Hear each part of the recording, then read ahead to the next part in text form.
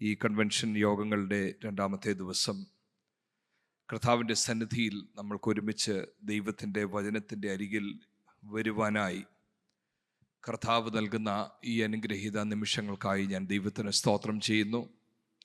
ഓരോ പ്രാവശ്യവും കർത്താവിൻ്റെ വചനം തുറക്കുമ്പോൾ ഞാനിവിടെ ഇരുന്നപ്പോഴും ചിന്തിക്കുകയായിരുന്നു, എൻ്റെ ജീവിതത്തിൽ ഏറ്റവും സന്തോഷം നൽകുന്ന അനുഭവമാണ് കർത്താവിൻ്റെ വചനം സംസാരിക്കുക എന്നുള്ളത്. ഇതിനെക്കാട്ടിൽ ശ്രേഷ്ഠമായി ഞാൻ ലോകത്തിൽ യാതൊന്നും കരുതുന്നില്ല.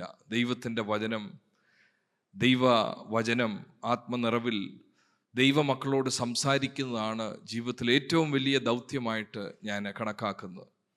അങ്ങനെയെങ്കിൽ കർത്താവ് എന്നെ നിർമ്മിച്ച ആ വലിയ ഉദ്ദേശത്തിൻ്റെ ഭാഗമായി ഞാൻ ഇന്ന് രാത്രി നിങ്ങളുടെ മുമ്പിൽ നിൽക്കുമ്പോൾ പ്രയോജനമുള്ളത് ഒന്നും മറച്ചു വെക്കാതെ യഥാർത്ഥമായി ദൈവത്തിൻ്റെ വചനം അതിൻ്റെ ഏതർത്ഥത്തിലാണോ എഴുതിയത്, മനുഷ്യരെ കാണുമ്പോൾ അതിനൊട്ടും അയവ് വരാതെ പരിശുദ്ധാത്മാവിൻ്റെ സാന്നിധ്യത്തോട് സഹായത്തോടെ നിങ്ങളോട് സംസാരിക്കുവാനായി ഞാൻ കർത്താവിൻ്റെ കൃപയിൽ ശരണപ്പെടുകയാണ്. ഇന്നലെ വായിച്ച കുറിവാക്യം ഒരു പ്രാവശ്യം കൂടെ നമുക്ക് ശ്രദ്ധിക്കാം. എഫേസ്യ ലേഖനം 4-ാമത്തെ അധ്യായം അതിൻ്റെ 25-ാമത്തെ വാക്യമാണ് നമ്മൾ ചിന്തിച്ചു തുടങ്ങിയത്. ഈ ദിവസങ്ങളിലെല്ലാം ആ വാക്യങ്ങൾ അധിഷ്ഠിതമായി ചിന്തിക്കുവാനാണ് താല്പര്യപ്പെടുന്നത്. ആ 25-ാമത്തെ വാക്യം ഒരു പ്രാവശ്യം കൂടെ ഞാൻ വായിക്കുന്നു. ആകയാൽ ഭോഷ്ക് ഉപേക്ഷിച്ച് ഓരോരുത്തൻ താൻ്റെ കൂട്ടുകാരനോട് സത്യം സംസാരിപ്പീൻ, നാം തമ്മിൽ അവയവങ്ങൾ അല്ലോ. ശ്രേഷ്ഠ അപ്പോസ്തലൻ താൻ സ്ഥാപിച്ച സഭകളിൽ ഏറ്റവും വിശേഷതയുള്ള സഭയാണ് ഈ എഫെസസ് സഭ. വിശേഷത എന്താ എന്ന് ചോദിച്ചാൽ, കൊരിന്ത് പോലുള്ള സഭക്കാരോട് പറയാത്ത പല കാര്യങ്ങളും, അല്ലെങ്കിൽ നമ്മൾ പ്രതീക്ഷിക്കുന്നു കൊരിന്ത് ആൾക്കാരോട് പറയുന്നു നിങ്ങൾക്ക് എല്ലാ കൃപാവരവും ഉണ്ട്, വചന പരിജ്ഞാനമുണ്ട്, അങ്ങനെയുള്ള കാര്യമൊന്നും ഇവിടെ എഫെസസിൽ 1-ാമത്തെ അധ്യായം മുതൽ കാണുന്നില്ല. കാരണം ഒരു പക്ഷെങ്കിൽ നിങ്ങൾ നല്ലൊരു ട്രാൻസ്ലേഷനാണ് ഉപയോഗിക്കുന്നതെങ്കിൽ 1-ാമത്തെ അധ്യായത്തിൻ്റെ 1-2 വാക്യങ്ങളിൽ ഒരു ബ്രാക്കറ്റിലായിരിക്കും ഇൻ എഫെസസ് എന്ന് കാണുന്നത്. ഇതൊരു സർക്കുലർ ലെറ്ററാണ്. എഫെസസ് എന്നുള്ളത് ഒരു ഡെസ്റ്റിനേഷനാണ്. ഈ എഫെസസിൽ വായിച്ചിട്ട് ഇതേ കാര്യം ഏഷ്യ മൈനറിലെ മറ്റ് സഭകളിൽ ഹിറാപോലിസിൽ പോകണം, ലവോഡിഷ്യയിൽ പോകണം, ഇതേ കത്ത് എല്ലായിടവും പോകേണ്ടതാണ്. അതുകൊണ്ടായിരിക്കാം ഒരു പക്ഷെങ്കിൽ വ്യക്തിപരമായ പരാമർശങ്ങൾ അധികം 1-ാം അധ്യായത്തിൽ ഇല്ലാത്തത്. കൊരിന്ത് അധ്യായം തുടങ്ങുമ്പോൾ 1-ാമത്തെ അധ്യായത്തിൽ തന്നെ അവരുടെ പ്രത്യാശയെക്കുറിച്ചും വിശ്വാസത്തെക്കുറിച്ചും വചനപരിജ്ഞാനത്തെക്കുറിച്ചും വ്യക്തികളുടെ പേരും എരസ്തോസും സോസ്തനസും ഒക്കെ പേര് പറയുന്നു. ഇവിടെ ആരുടെയും പേരൊന്നും പറയുന്നില്ല, കാരണം സർക്കുലർ ലെറ്ററാണ്. എന്നാൽ ശ്രേഷ്ഠത എന്ന് ഞാൻ അർത്ഥമാക്കുന്നത് താൻ ശുശ്രൂഷിച്ച ഏറ്റവും ദൈർഘ്യമുള്ള സഭ ഈ എഫെസസിലാണ്. 3 വർഷം താൻ ശുശ്രൂഷിച്ചു. കൊരിന്തിൽ 1.5 വർഷം മാത്രമേ ശുശ്രൂഷിച്ചുള്ളൂ. തെസ്സലോനിക്കയിൽ 2-3 ആഴ്ച മാത്രമേ ശുശ്രൂഷിച്ചുള്ളൂ.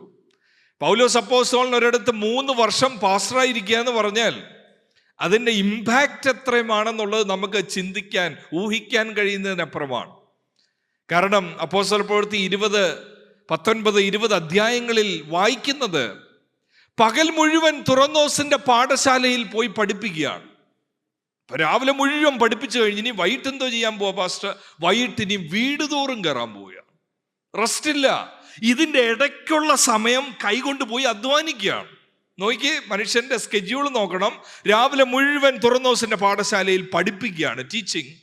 ആഫ്റ്റർനൂണിൽ വെയിൽ ആറുന്ന സമയത്ത് തൻ്റെ ഉദ്യോഗം ടെന്റ് മേക്കിംഗ് ആയിരുന്നത് കൊണ്ട്, ലെതർ വർക്ക് ആയിരുന്നത് കൊണ്ട്, ചൂട് വെയിലിൽ വർക്ക് ചെയ്യാതെ ആഫ്റ്റർനൂൺ ടൈമിൽ 3 to 5 അങ്ങനെയുള്ളൊരു വിൻഡോയിൽ വർക്ക് ചെയ്യുന്നു. ഈവനിങ്ങിൽ പിന്നെയും വീട് തോറും പോയി എങ്ങനെയാ ശുശ്രൂഷ എന്ന് ചോദിച്ചാൽ ഞാനൊരു വാക്യം മാത്രം വായിക്കാം. 20-ാമത്തെ അധ്യായം അതിൻ്റെ 31-ാമത്തെ വാക്യം അപ്പോസ്തല പ്രവർത്തികളിൽ ഇങ്ങനെയാണ് താൻ പറയുന്നത്. അവിടെ നിന്ന് പോകാൻ നേരം തൻ്റെ ഫെയർവെൽ അഡ്രസ്സിൽ പറയുന്ന ഒരു വാക്യം 20-ന്റെ 31 ഇങ്ങനെയാണ് വായിക്കുന്നത്. അതുകൊണ്ട് ഉണർന്നിരിപ്പീൻ, ഞാൻ 3 സംവത്സരം രാപ്പകൽ ഇടവിടാതെ കണ്ണുനീർ വാർത്തും കൊണ്ട് ഓരോരുത്തന് ബുദ്ധി പറഞ്ഞു തന്നത് ഓർത്തുകൊള്ളുവീൻ. അതെന്തൊരു പ്രാഗൽഭ്യമുള്ള എന്തൊരു സാക്ഷ്യമാണ് ഒരു ശുശ്രൂഷകനെ സംബന്ധിച്ച്. അതാ ഞാൻ പറയുന്നത്, they are very privileged To have Apostle Paul as their pastor for 3 years, day and night listening to him. And when he is leaving the place, this is his testimony. I told each one of you the word of God. രാവിലെയും Bible പഠിപ്പിച്ചു, വൈകിട്ട് വീട്ടിൽ വന്നും Bible പഠിപ്പിച്ചു. എങ്ങനെയാ Bible പഠിപ്പിച്ചതെന്ന് ചോദിച്ചാൽ, ഇന്ന് നമ്മൾ ചിലപ്പോൾ പറഞ്ഞ പോലെ ഞാൻ പറയാനുള്ള പറഞ്ഞു, ഇനി നിങ്ങളുടെ കാര്യം. അങ്ങനെയല്ല പറഞ്ഞത്. കണ്ണുനീർ കൊണ്ട് നിങ്ങൾ എല്ലാ രീതിയിൽ വിശ്വസിക്കണം, ഇതുപോലെ ജീവിക്കണം. അങ്ങനെയുള്ള സിൻസിയറായ ഒരു ഹാർട്ടോടെ താൻ പഠിപ്പിച്ചു. ഇന്നലെ ഞാൻ പറഞ്ഞു വിട്ട 2 വാക്യങ്ങളാണ് 20:20 20:27 അപ്പോസ്തല പ്രവൃത്തികളിലെ വാക്യം. പിന്നെയും ഞാനതൊന്ന് സ്ട്രെസ് ചെയ്യാൻ താല്പര്യപ്പെടുക. കാരണം ഈ ലേഖനം എഴുതുന്നത് ഇതൊന്നും അറിയാത്ത അനാത്മീകരായ ജഡീകരായ ആൾക്കാരോടല്ല. 3 വർഷം അവിടെ നിന്ന് പോകുമ്പോൾ പൗലോസ് പറയുന്നത്, നിങ്ങൾക്ക് പ്രയോജനം വരുന്നതൊന്നും ഞാൻ മറച്ചു വെച്ചിട്ടില്ല.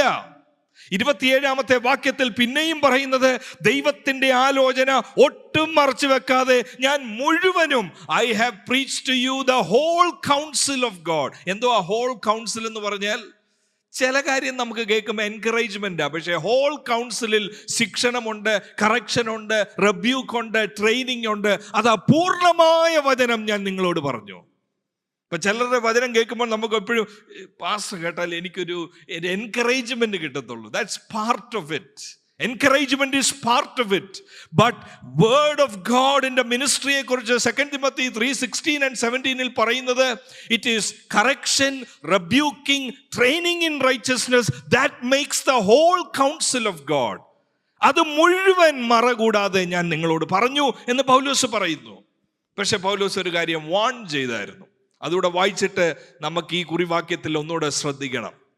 താൻ വാൺ ചെയ്തത് ഇങ്ങനെയാ. 20:29 വാക്യത്തിൽ, പ്രവൃത്തികളുടെ പുസ്തകത്തിൽ, ഞാൻ പോയ ശേഷം, ഞാൻ ഇവിടെ ഉള്ള സമയത്ത് ഒരിക്കലും അത് സംഭവിക്കത്തില്ല. കാരണം രാവിലെയും ഞാൻ ബൈബിൾ നിങ്ങളെ പഠിപ്പിക്കും, വൈകിട്ട് ഞാൻ ബൈബിൾ നിങ്ങളെ പഠിപ്പിക്കും, നിങ്ങൾക്ക് വേണ്ടി ഞാൻ പ്രാർത്ഥിക്കുകയും ചെയ്യും. ഞാൻ പോയി കഴിഞ്ഞാൽ ഒരു കാര്യം നിങ്ങളുടെ സഭയിൽ നടക്കും. എന്തോ നടക്കും? ഞാൻ പോയി കഴിഞ്ഞാൽ ആട്ടിൻകൂട്ടത്തെ ആദരിക്കാത്ത എന്ന് പറഞ്ഞാൽ ആ വാക്കിന്റെ അർത്ഥം എന്താണ്? ആട്ടിൻകൂട്ടത്തെ ആദരിക്കാതെ എന്ന് പറഞ്ഞാൽ നിങ്ങളെ ബൈബിൾ ശരിക്ക് പഠിപ്പിക്കത്തില്ല. അവർക്ക് വേണ്ടിയത് നിങ്ങളുടെ സമ്പത്ത് മാത്രമാണ്. നിങ്ങൾ വാങ്ങിച്ചു കൊടുക്കുന്ന ലാപ്ടോപ്പോ, നിങ്ങൾ വാങ്ങിച്ചു കൊടുക്കുന്ന മൊബൈലോ, they want your possessions, not yourself. ആടുകളെ ആദരിക്കാത്ത കൊടിയ ചെന്നായി എന്ന് പറഞ്ഞാൽ ആടിനെ അല്ല വേണ്ടിയത്, ഇതിനെ അറുത്ത് കഴിക്കണം. അതേ ഉള്ളു മനസ്സിൽ. അവർ എവിടുന്ന് വരുമെന്ന് നോക്കണം. കൊടിയ ചെന്നായ്ക്കൾ നിങ്ങളുടെ ഇടയിൽ കടക്കും എന്ന് ഞാൻ അറിയുന്നു. I know, surely I know. You are a wonderful congregation. After I leave, people will come.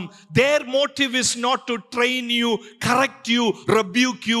Their motive is to eat you, drink the milk that you produce. They want not you, what you have. നിങ്ങളുടെ പൊസഷൻസിനെ അവർക്ക് വേണ്ടിയത്. ഇത് പൗലോസ് warn ചെയ്ത് 6 വർഷം കഴിഞ്ഞപ്പോഴാണ് ലേഖനം എഴുതുന്നത്. എന്താണോ പൗലോസ് പറഞ്ഞത് അത് സംഭവിച്ചവിടെ. ആട്ടിൻകൂട്ടത്തെ ആദരിക്കാത്ത കൊടിയ ചെന്നായ്ക്കൾ, ബഹളമുണ്ട്, കൊട്ടുണ്ട്, വെള്ളയുടുപ്പുണ്ട്, പ്രസംഗം തുടങ്ങി. ആ പ്രസംഗത്തിൽ സംഭവിച്ചത് എന്താണെന്ന് ചോദിച്ചാൽ, രക്ഷയ്ക്കായും നിത്യതയിലേക്കും ഉതകുന്ന നിർമ്മല വചനങ്ങൾ ഒഴുകിപ്പോയി. കേൾക്കുന്നത് മുഴുവൻ ഈ ലോകത്തിലെ കാര്യം അവർ കേൾക്കാൻ തുടങ്ങി.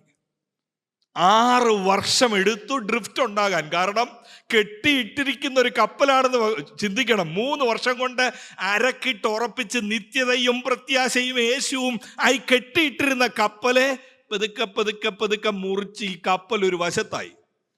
പൗലോസ് കേട്ടു, എഫെസസിലെ എൻ്റെ സഭ, ഞാൻ സ്ഥാപിച്ച സഭയുടെ അവസ്ഥ പരിതാപകരമാണ്.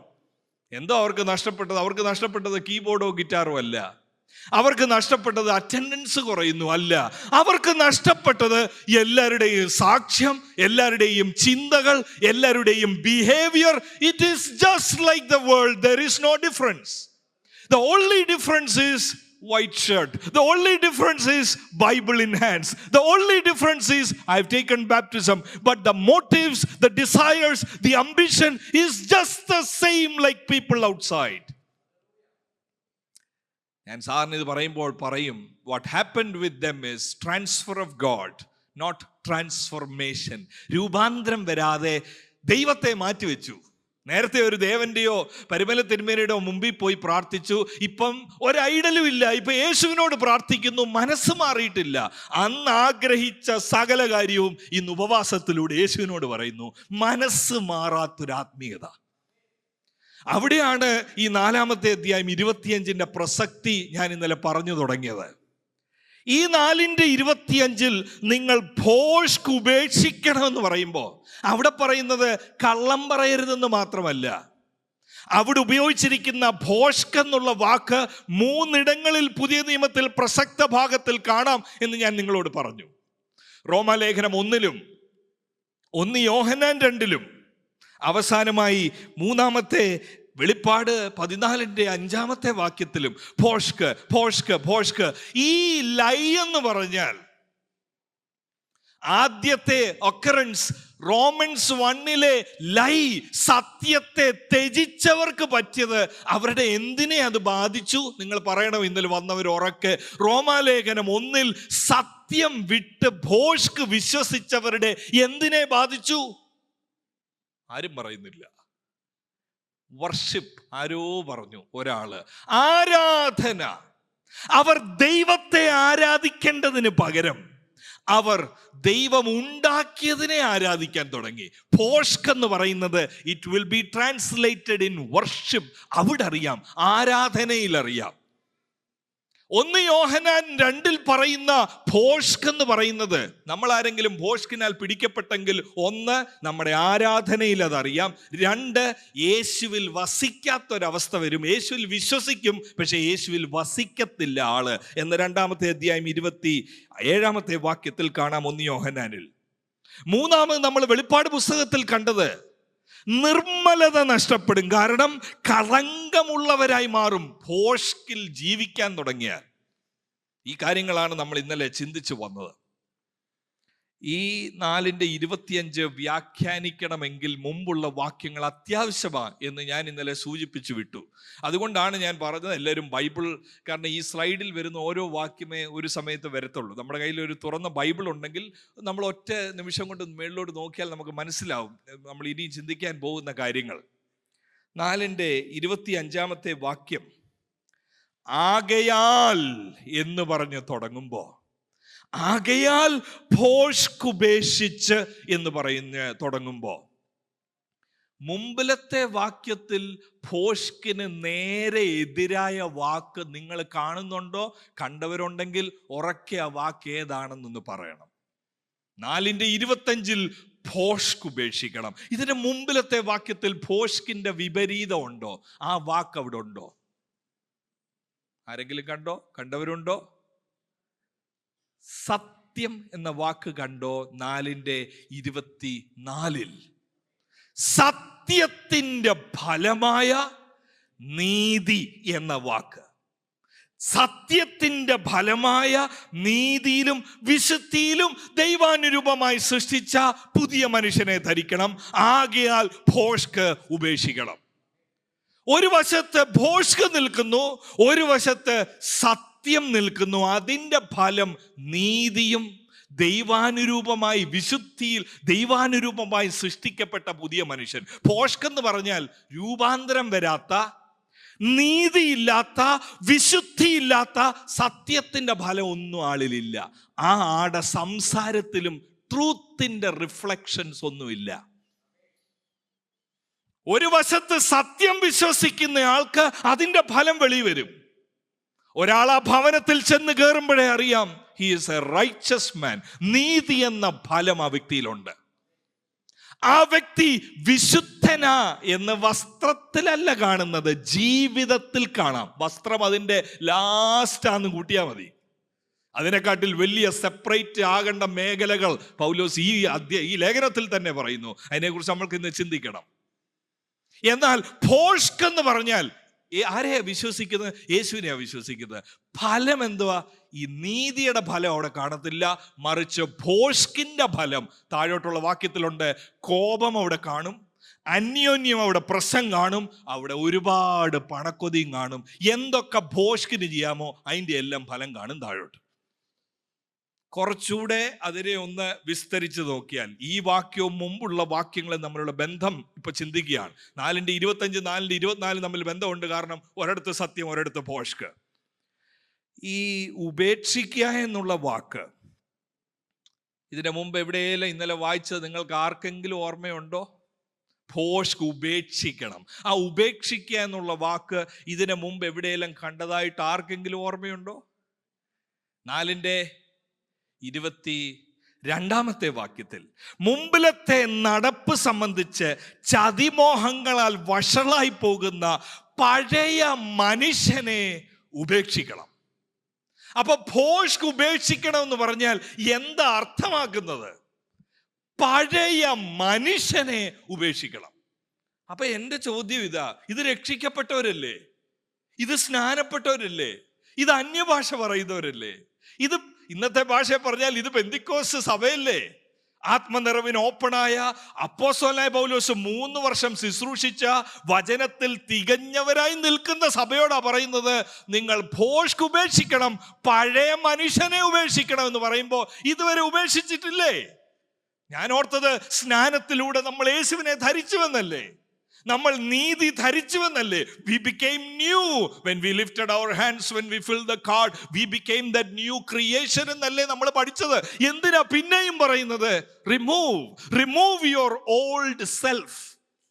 അവിടാണ് ഇന്നത്തെ ശ്രദ്ധ കൂടുതലായി വേണ്ടത്. മിഡീവൽ ടൈംസിൽ ഒരു 7-ാം നൂറ്റാണ്ട് മുതൽ ഒരു 11-12 നൂറ്റാണ്ട് വരെ മൊണാസ്ട്രികളുടെ കാലമാണ്. മൊണാസ്ട്രീസ്, ദൈവത്തിൻ്റെ വേലയും ബൈബിൾ പഠനവും ഒക്കെ അതിനുവേണ്ടി ഒരു അസെറ്റിക് ലൈഫ് സ്റ്റൈൽ, സാധാരണ മനുഷ്യരിൽ നിന്നും കോമൺ ലൈഫിൽ നിന്നും മാറി മൊണാസ്ട്രികളിൽ പോയി ജീവിക്കുന്ന പരിചയങ്ങൾ മിഡീവൽ യൂറോപ്പിലൊക്കെ സർവ്വസാധാരണമായിട്ടുണ്ടായിരുന്നു.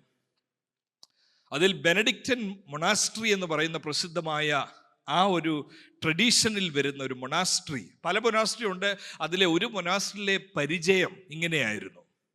ആ മൊണാസ്ട്രിയിൽ ആരെങ്കിലും ജോയിൻ ചെയ്യാൻ ഇച്ഛിച്ചാൽ, ബെനഡിക്റ്റൻ മൊണാസ്ട്രിയിൽ മിഡീവൽ യൂറോപ്പിൽ ജോയിൻ ചെയ്യാൻ ഇച്ഛിച്ചാൽ ഇങ്ങനെ അവർ ചെയ്യുന്നത്, വാതിൽക്കൽ ആ റബ്ബി ആരാണോ അവിടുത്തെ ലീഡർ, മൊണാസ്ട്രിയിലുള്ള ആൾ അവിടെ നിൽക്കും. ജോയിൻ ചെയ്യാൻ വരുന്ന ആളോട് പറയും, റിമൂവ് യുവർ ഷർട്ട്, വസ്ത്രമൂരണം. എന്നിട്ട് ഇതിനകത്തെ മൊണാസ്ട്രിയിൽ എല്ലാവരും ധരിക്കുന്ന വസ്ത്രം, കോമണായ അഡ്രസ് ധരിപ്പിക്കും. എന്നിട്ട് ഈ പഴയ വസ്ത്രം എന്താ ചെയ്യുന്നതെന്ന് ചോദിച്ചാൽ അതാ എന്നെ ചിന്തിപ്പിക്കുന്നത്.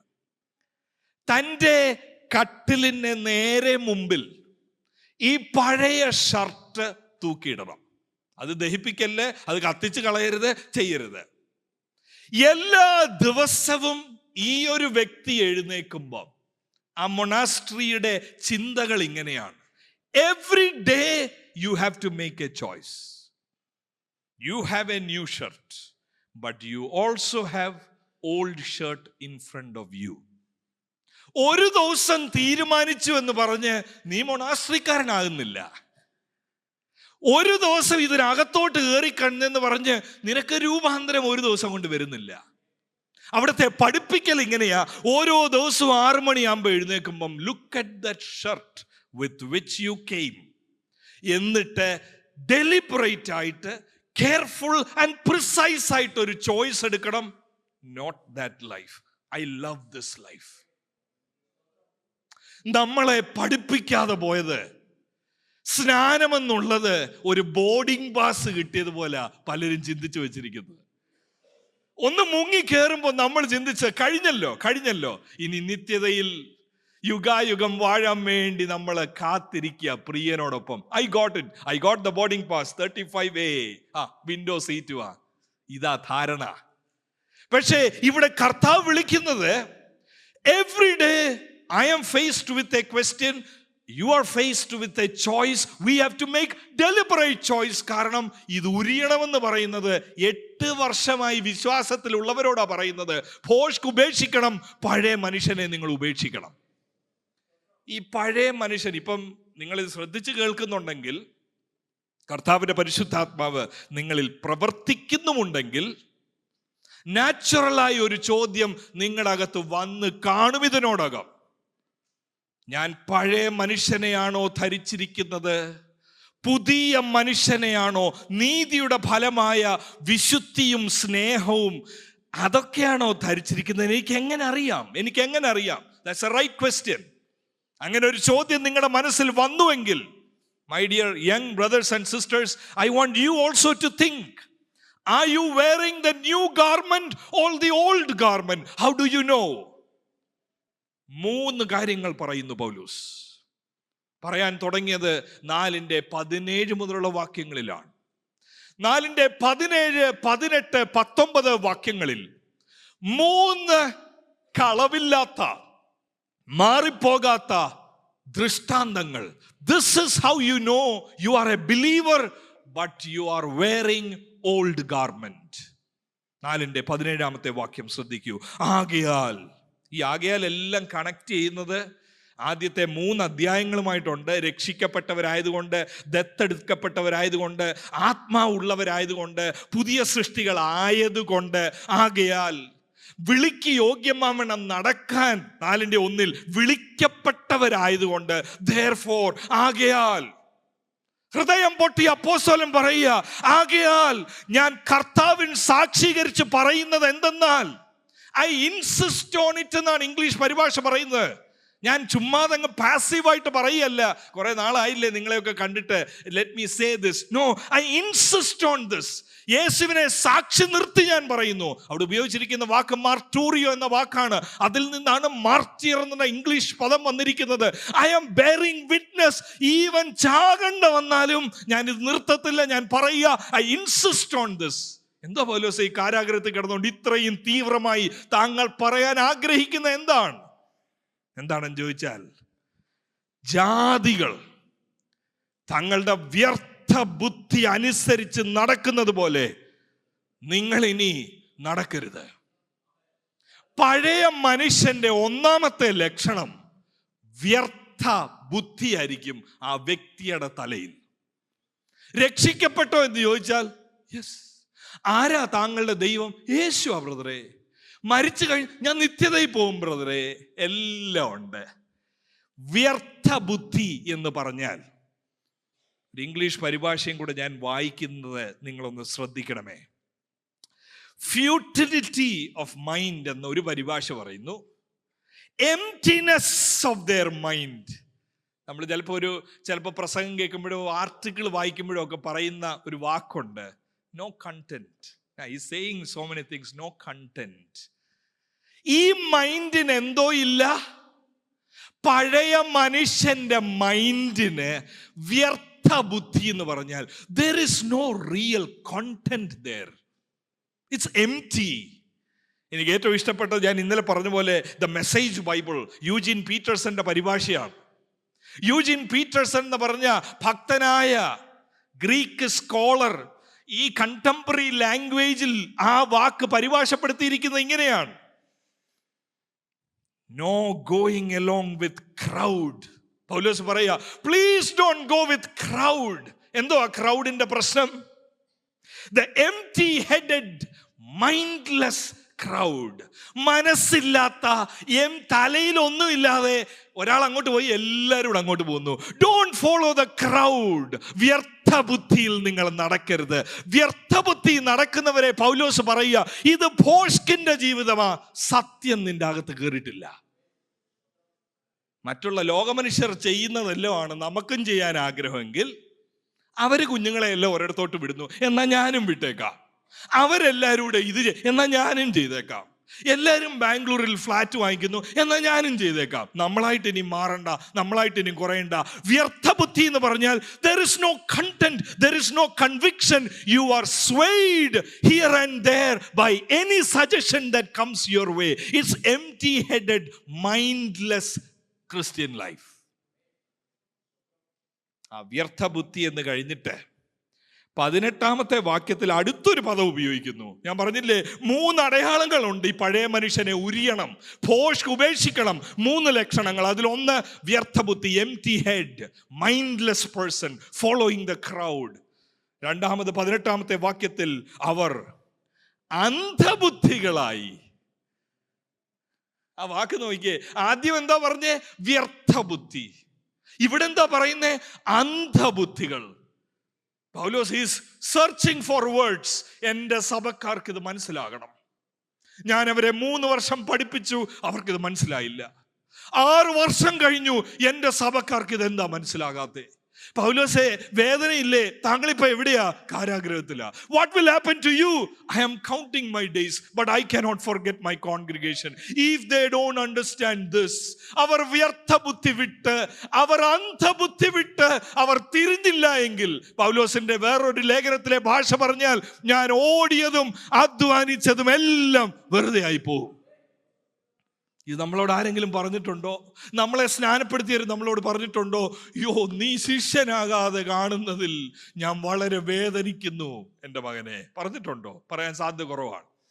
കാരണം ഇന്നത്തെ സ്നാനങ്ങൾ എങ്ങനെയായെന്ന് ചോദിച്ചാൽ, നമ്മൾ വെയിറ്റ് ചെയ്യുക വലിയൊരാളെ കൊണ്ട് സ്നാനപ്പെടുത്താൻ.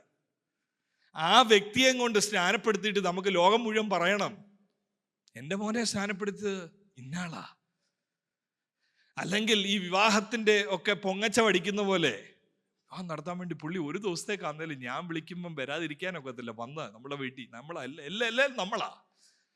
ആ വിവാഹത്തിൽ നിന്നും ഫ്യൂണറിൽ നിന്നും ഒക്കെ ഇപ്പൊ സ്നാനത്തിൽ വരെ അതെത്തി. രക്ഷിക്കപ്പെടാൻ, യേശുവിനോട് ചേരാൻ സ്നാനപ്പെടേണ്ട നമ്മൾ വെയിറ്റ് ചെയ്യുക. ഇന്ന ആടെ വന്നൊന്ന് സ്നാനപ്പെടുത്തിയ ഫോട്ടോ എടുത്തൊന്ന് ഒട്ടിച്ചു വെക്കുക, എൻ്റെ മോനെ സ്നാനപ്പെടുത്തിയ ഇന്നാരാ. ഇത് ഇന്ന് തുടങ്ങിയതല്ല, ഇത് കൊരിന്തിൽ തുടങ്ങിയതാ. അതുകൊണ്ടാണ് 1 കൊരിന്ത്യർ പൗലോസ് പറയുന്നത്, നിങ്ങളെ 3-4 പേരെ ഒഴിച്ച് മറ്റാരെയും ഞാൻ സ്നാനപ്പെടുത്താത്തതിനായി സ്തോത്രം. ഞാൻ അങ്ങനെ പറയുന്ന കേട്ടോ ഒരു പാസ്റ്ററെ ലോകത്തിൽ കണ്ടിട്ടുള്ളത് അപ്പോസ്തലൻ പോളാണ്. മറ്റെല്ലാവരും പറയുന്നത് ഇതെൻ്റെ 300-ാമത്തെ സ്നാന ശുശ്രൂഷയാണ്. പൗലോസ് പറയുന്നത്, നിങ്ങളെ 4 പേരെ സ്നാനപ്പെടുത്തി സ്തോത്രം, നിങ്ങളെ മറ്റുള്ളവരെ ഞാൻ സ്നാനപ്പെടുത്താത്തതിൽ. കാരണം അതൊരു ഉത്തരവാദിത്വമാണെന്ന്. ഒരാളെ സ്നാനപ്പെടുത്തി കയറ്റി കഴിഞ്ഞ് അവൻ വ്യർത്ഥ ബുദ്ധിയിൽ നിന്ന് മാറുന്നുണ്ടോ, അവൻ അന്ധബുദ്ധിയിൽ നിന്ന് മാറുന്നുണ്ടോ എന്ന് ശുശ്രൂഷകന്റെ ഉത്തരവാദിത്വമാണത്. We have to journey with that person. We have to be a mentor. We have to be a father. ഇന്ന് വഴിയിൽ പ്രസവിച്ചിടുന്നത് പോലെ എല്ലാവരും വന്ന് കിടക്കുകയാണ്. And we are lost in the crowd. ആരാ ബ്രദറിന്റെ spiritual guide, mentor? I don't know whether I have a person like that. Paulose Corinth ആൾക്കാരോടും എല്ലാം പറയുന്ന ഒരു കാര്യമുണ്ട്. അവിടുന്ന് പോയി കഴിഞ്ഞ് പലരും വന്ന് വേറെ ഉപദേശമൊക്കെ ഇറക്കിയപ്പം ലാസ്റ്റ് ഒരു വടി എടുത്തോണ്ട് പറയുക, ക്രിസ്തുവിൽ നിങ്ങൾക്ക് ഒരുപാട് പേരൊക്കെ ഉണ്ട്, പക്ഷെ ഞാനാ നിങ്ങളുടെ അപ്പൻ. നിങ്ങളുടെ അപ്പൻ പറയുന്നത് നിങ്ങൾ കേൾക്കണം. How important it is to have spiritual guides and godly fathers around us. ഇന്നൊരു ഉപദേശമുണ്ട്, സ്പിരിച്വൽ ഫാദർ എന്ന് പറഞ്ഞൊരു ദുരുപദേശമുണ്ട്. അതെന്താന്ന് ചോദിച്ചാൽ, ഈ സ്പിരിച്വൽ ഫാദറിന്റെ കഷത്തിൽ കൊണ്ട് തലവെച്ച് കൊടുക്കുക. സ്പിരിച്വൽ ഫാദർ പറയുന്ന ആളെ കല്യാണം കഴിക്കണം, സ്പിരിച്വൽ ഫാദർ പറയുന്ന പോലെ ഇടവും വലവും തിരിയണം. That is wrong. സ്പിരിച്വൽ ഫാദറിന് സ്പിരിച്വൽ ഉത്തരവാദിത്തങ്ങളാണ് ഉള്ളത്. ഭൗതികമായി ആരെ കല്യാണം കഴിക്കണം അതല്ല സ്പിരിച്വൽ ഫാദറിന്റെ ഉത്തരവാദിത്തം. That's a very wrong trend that we see in even Pentecostal church these days, the concept of spiritual daddy. അത് മനസ്സിലാകണമെങ്കിൽ പിന്നെ ഗൂഗിൾ ചെയ്താൽ മതി. That's not what I am saying. I am talking about a mentor. I am talking about a spiritual guide who will not mince words but look at our face and say, you are wrong. The way you are praying, the way you are carrying out your life, you are driven by mindless dreams. You are driven by dark understanding. എന്ന് പറയുന്ന ആൾക്കാർ darkened in their understanding എന്ന് പറയുമ്പോൾ 5-8 വാക്യത്തിൽ അത് കുറച്ചുകൂടെ elaborate ചെയ്യുന്നുണ്ട് പൗലോസ്. darkened in their understanding എന്ന് പറഞ്ഞാൽ യഥാർത്ഥമായി ദൈവത്തിന്റെ ആഗ്രഹം എന്തായിരുന്നെന്നറിയാമോ നമ്മളെല്ലാവരെയും കുറിച്ച്? 5:8 പറയുന്നത്, നിങ്ങൾ ഇരുട്ട് മനസ്സിരുണ്ടതായി എന്ന് മാത്രമല്ല, നിങ്ങൾ മുമ്പേ നിങ്ങൾ എന്തുവാ ഇരുളായിരുന്നു, ഇപ്പോഴോ കർത്താവിൽ വെളിച്ചമാകുന്നു. എന്ന് പറഞ്ഞാൽ ഒരു നൈറ്റ് ആൻഡ് ഡേ ഡിഫറൻസ് വേണമായിരുന്നു രക്ഷിക്കപ്പെട്ട് സ്നാനപ്പെട്ട ദിവസം മുതൽ. Night and day difference. നേരത്തെ രാത്രിയായിരുന്നു, ഇപ്പൊ പകലാണ്. അത് നമ്മൾ പറയുന്നത് എവിടാന്നറിയാമോ ഡിഫറൻസ്? നമ്മൾ പറയുന്നത് നേരത്തെ മീശ ഉണ്ടായിരുന്നു, ഇപ്പൊ മീശയില്ല. നേരത്തെ ഞാൻ കളർ ഷർട്ട് ഇടുമായിരുന്നു, ഇപ്പൊ കളർ ഷർട്ട് ഇല്ല. ഞാൻ എൻ്റെ കൊച്ചിലെ ഒരു വാക്ക് കേട്ടത് ഓർക്കുന്നു. ഞങ്ങളുടെ അയിരൂർ ചർച്ചിൽ ഒരാളുടെ പ്രസംഗമായിരുന്നു ഒരു ഞായറാഴ്ചത്തെ. മുമ്പേ ഇരുളായിരുന്നു, ഇപ്പൊ വെളിച്ചമായിരുന്നു. എന്നിട്ട് അതുകൊണ്ട് നിന്റെ വസ്ത്രം എല്ലായ്പ്പോഴും വെള്ളയായിരിക്കട്ടെ.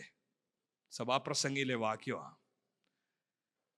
പ്രസംഗിക്ക് ഞാൻ ഇപ്പോഴും ഓർക്കുന്നു. ഞാൻ എനിക്ക് ഒന്ന് 6 or 7 വയസ്സായിരുന്നു. പക്ഷെ എന്നെ അത് ഒത്തിരി ചിന്തിപ്പിച്ചു. ബൈബിളിൽ എഴുതിയിരിക്കുമല്ലേ, നിന്റെ വസ്ത്രം എല്ലായ്പ്പോഴും വെള്ളയായിരിക്കട്ടെ. മുമ്പേ നിങ്ങൾ ഇരുളായിരുന്നു, ഇപ്പോൾ വെളിച്ചമാ, വസ്ത്രം വെള്ളയായിരിക്കട്ടെ. ഞാനത് അതുപോലെ വിശ്വസിച്ചു, അതുപോലെ ഏറ്റെടുത്തു. പിന്നെ ഒരല്പം വായിക്കാനൊക്കെ പ്രായവും പക്വതയായപ്പോൾ മുമ്പിലത്തെ വാക്യം വായിച്ചു. മുമ്പിലത്തെ വാക്യം എന്തുവാന്ന് ആർക്കെങ്കിലും അറിയാമോ? സന്തോഷത്തോടെ വീഞ്ഞു കുടിക്കട്ടെ. അടുത്ത വാക്കാ നിന്റെ വസ്ത്രം വെള്ളയായിരിക്കട്ടെ. അപ്പം മനസ്സിലായി എനിക്ക്, അയ്യോ അത് വാക്യം വെച്ച് ഉപദേശം പറയുന്നത് തെറ്റിപ്പോയല്ലോ. കാരണം അങ്ങനെയാണെങ്കിൽ മുമ്പിലത്തെ വാക്യം പ്രശ്നമാകത്തില്ലേ? പിന്നെ എന്തിനാ പാസ്റ്റർ ഇപ്പോൾ ഈ വെള്ളം ഇട്ടിരിക്കുന്നത് സിമ്പിളായിട്ട് ഒരു വസ്ത്രത്തിന്റെ കളർ കൊണ്ട് ആരെയും ഡിസ്ട്രാക്ട് ചെയ്യാതെ യോഗ്യമായി വസ്ത്രത്തിൽ അതിനു വേണ്ടി മാത്രമാണ്. അല്ലാതെ ഇത് വെളിച്ചത്തിന്റെ അടയാളമായിട്ട് അങ്ങനെയാണെങ്കിൽ എന്ത് എളുപ്പമാണ്. 3.5 മീറ്ററോ 4 മീറ്ററോ ഇത്ര 600 700 രൂപ മുടക്കിയാൽ, അല്ലെങ്കിൽ 3000 രൂപ മുടക്കിയാൽ കിട്ടിയില്ലേ, എല്ലാം കഴിഞ്ഞില്ലേ? ഇതൊന്ന് മാറി ഒരു വെള്ള. ഇങ്ങനെയുള്ള കുറെ എക്സ്റ്റേണൽ കാര്യമാണ് നമ്മളെ പഠിപ്പിച്ചത്. ഇരുളും വെളിച്ചവും തമ്മിലുള്ള വ്യത്യാസം എന്ന് പറഞ്ഞാൽ, ഈ ഒരു 20 വർഷം മീശ വെച്ച് നടന്നാലും പെട്ടെന്ന് മീശ എടുക്കുമ്പോൾ കാണുന്ന എല്ലാവരും പറയും, മുഖത്ത് വലിയ തേജസ്സാ ബ്രദറെ, ഇരുള് പോയി വെളിച്ചമായി. ശരിയാ. അതുപോലെ ഈ പറയുന്ന പോലെ വെള്ളം ഇടിപ്പോട്ടിട്ടുണ്ട്, എല്ലാരും വെള്ളം ഇട്ടോണ്ടിരിക്കുമ്പോ ഇത് തേജസ്സാ. പക്ഷെ ഇവിടെ പറയുന്നത് ബുദ്ധിയുടെ കാര്യമാ. ഇവിടെ പറയുന്നത് അന്ധത മാറി, വ്യർത്ഥ ബുദ്ധി മാറി, ചിന്തകളിൽ വ്യാപരിക്കുന്ന മനക്കോട്ടകളിലെ അന്ധകാരം മാറി.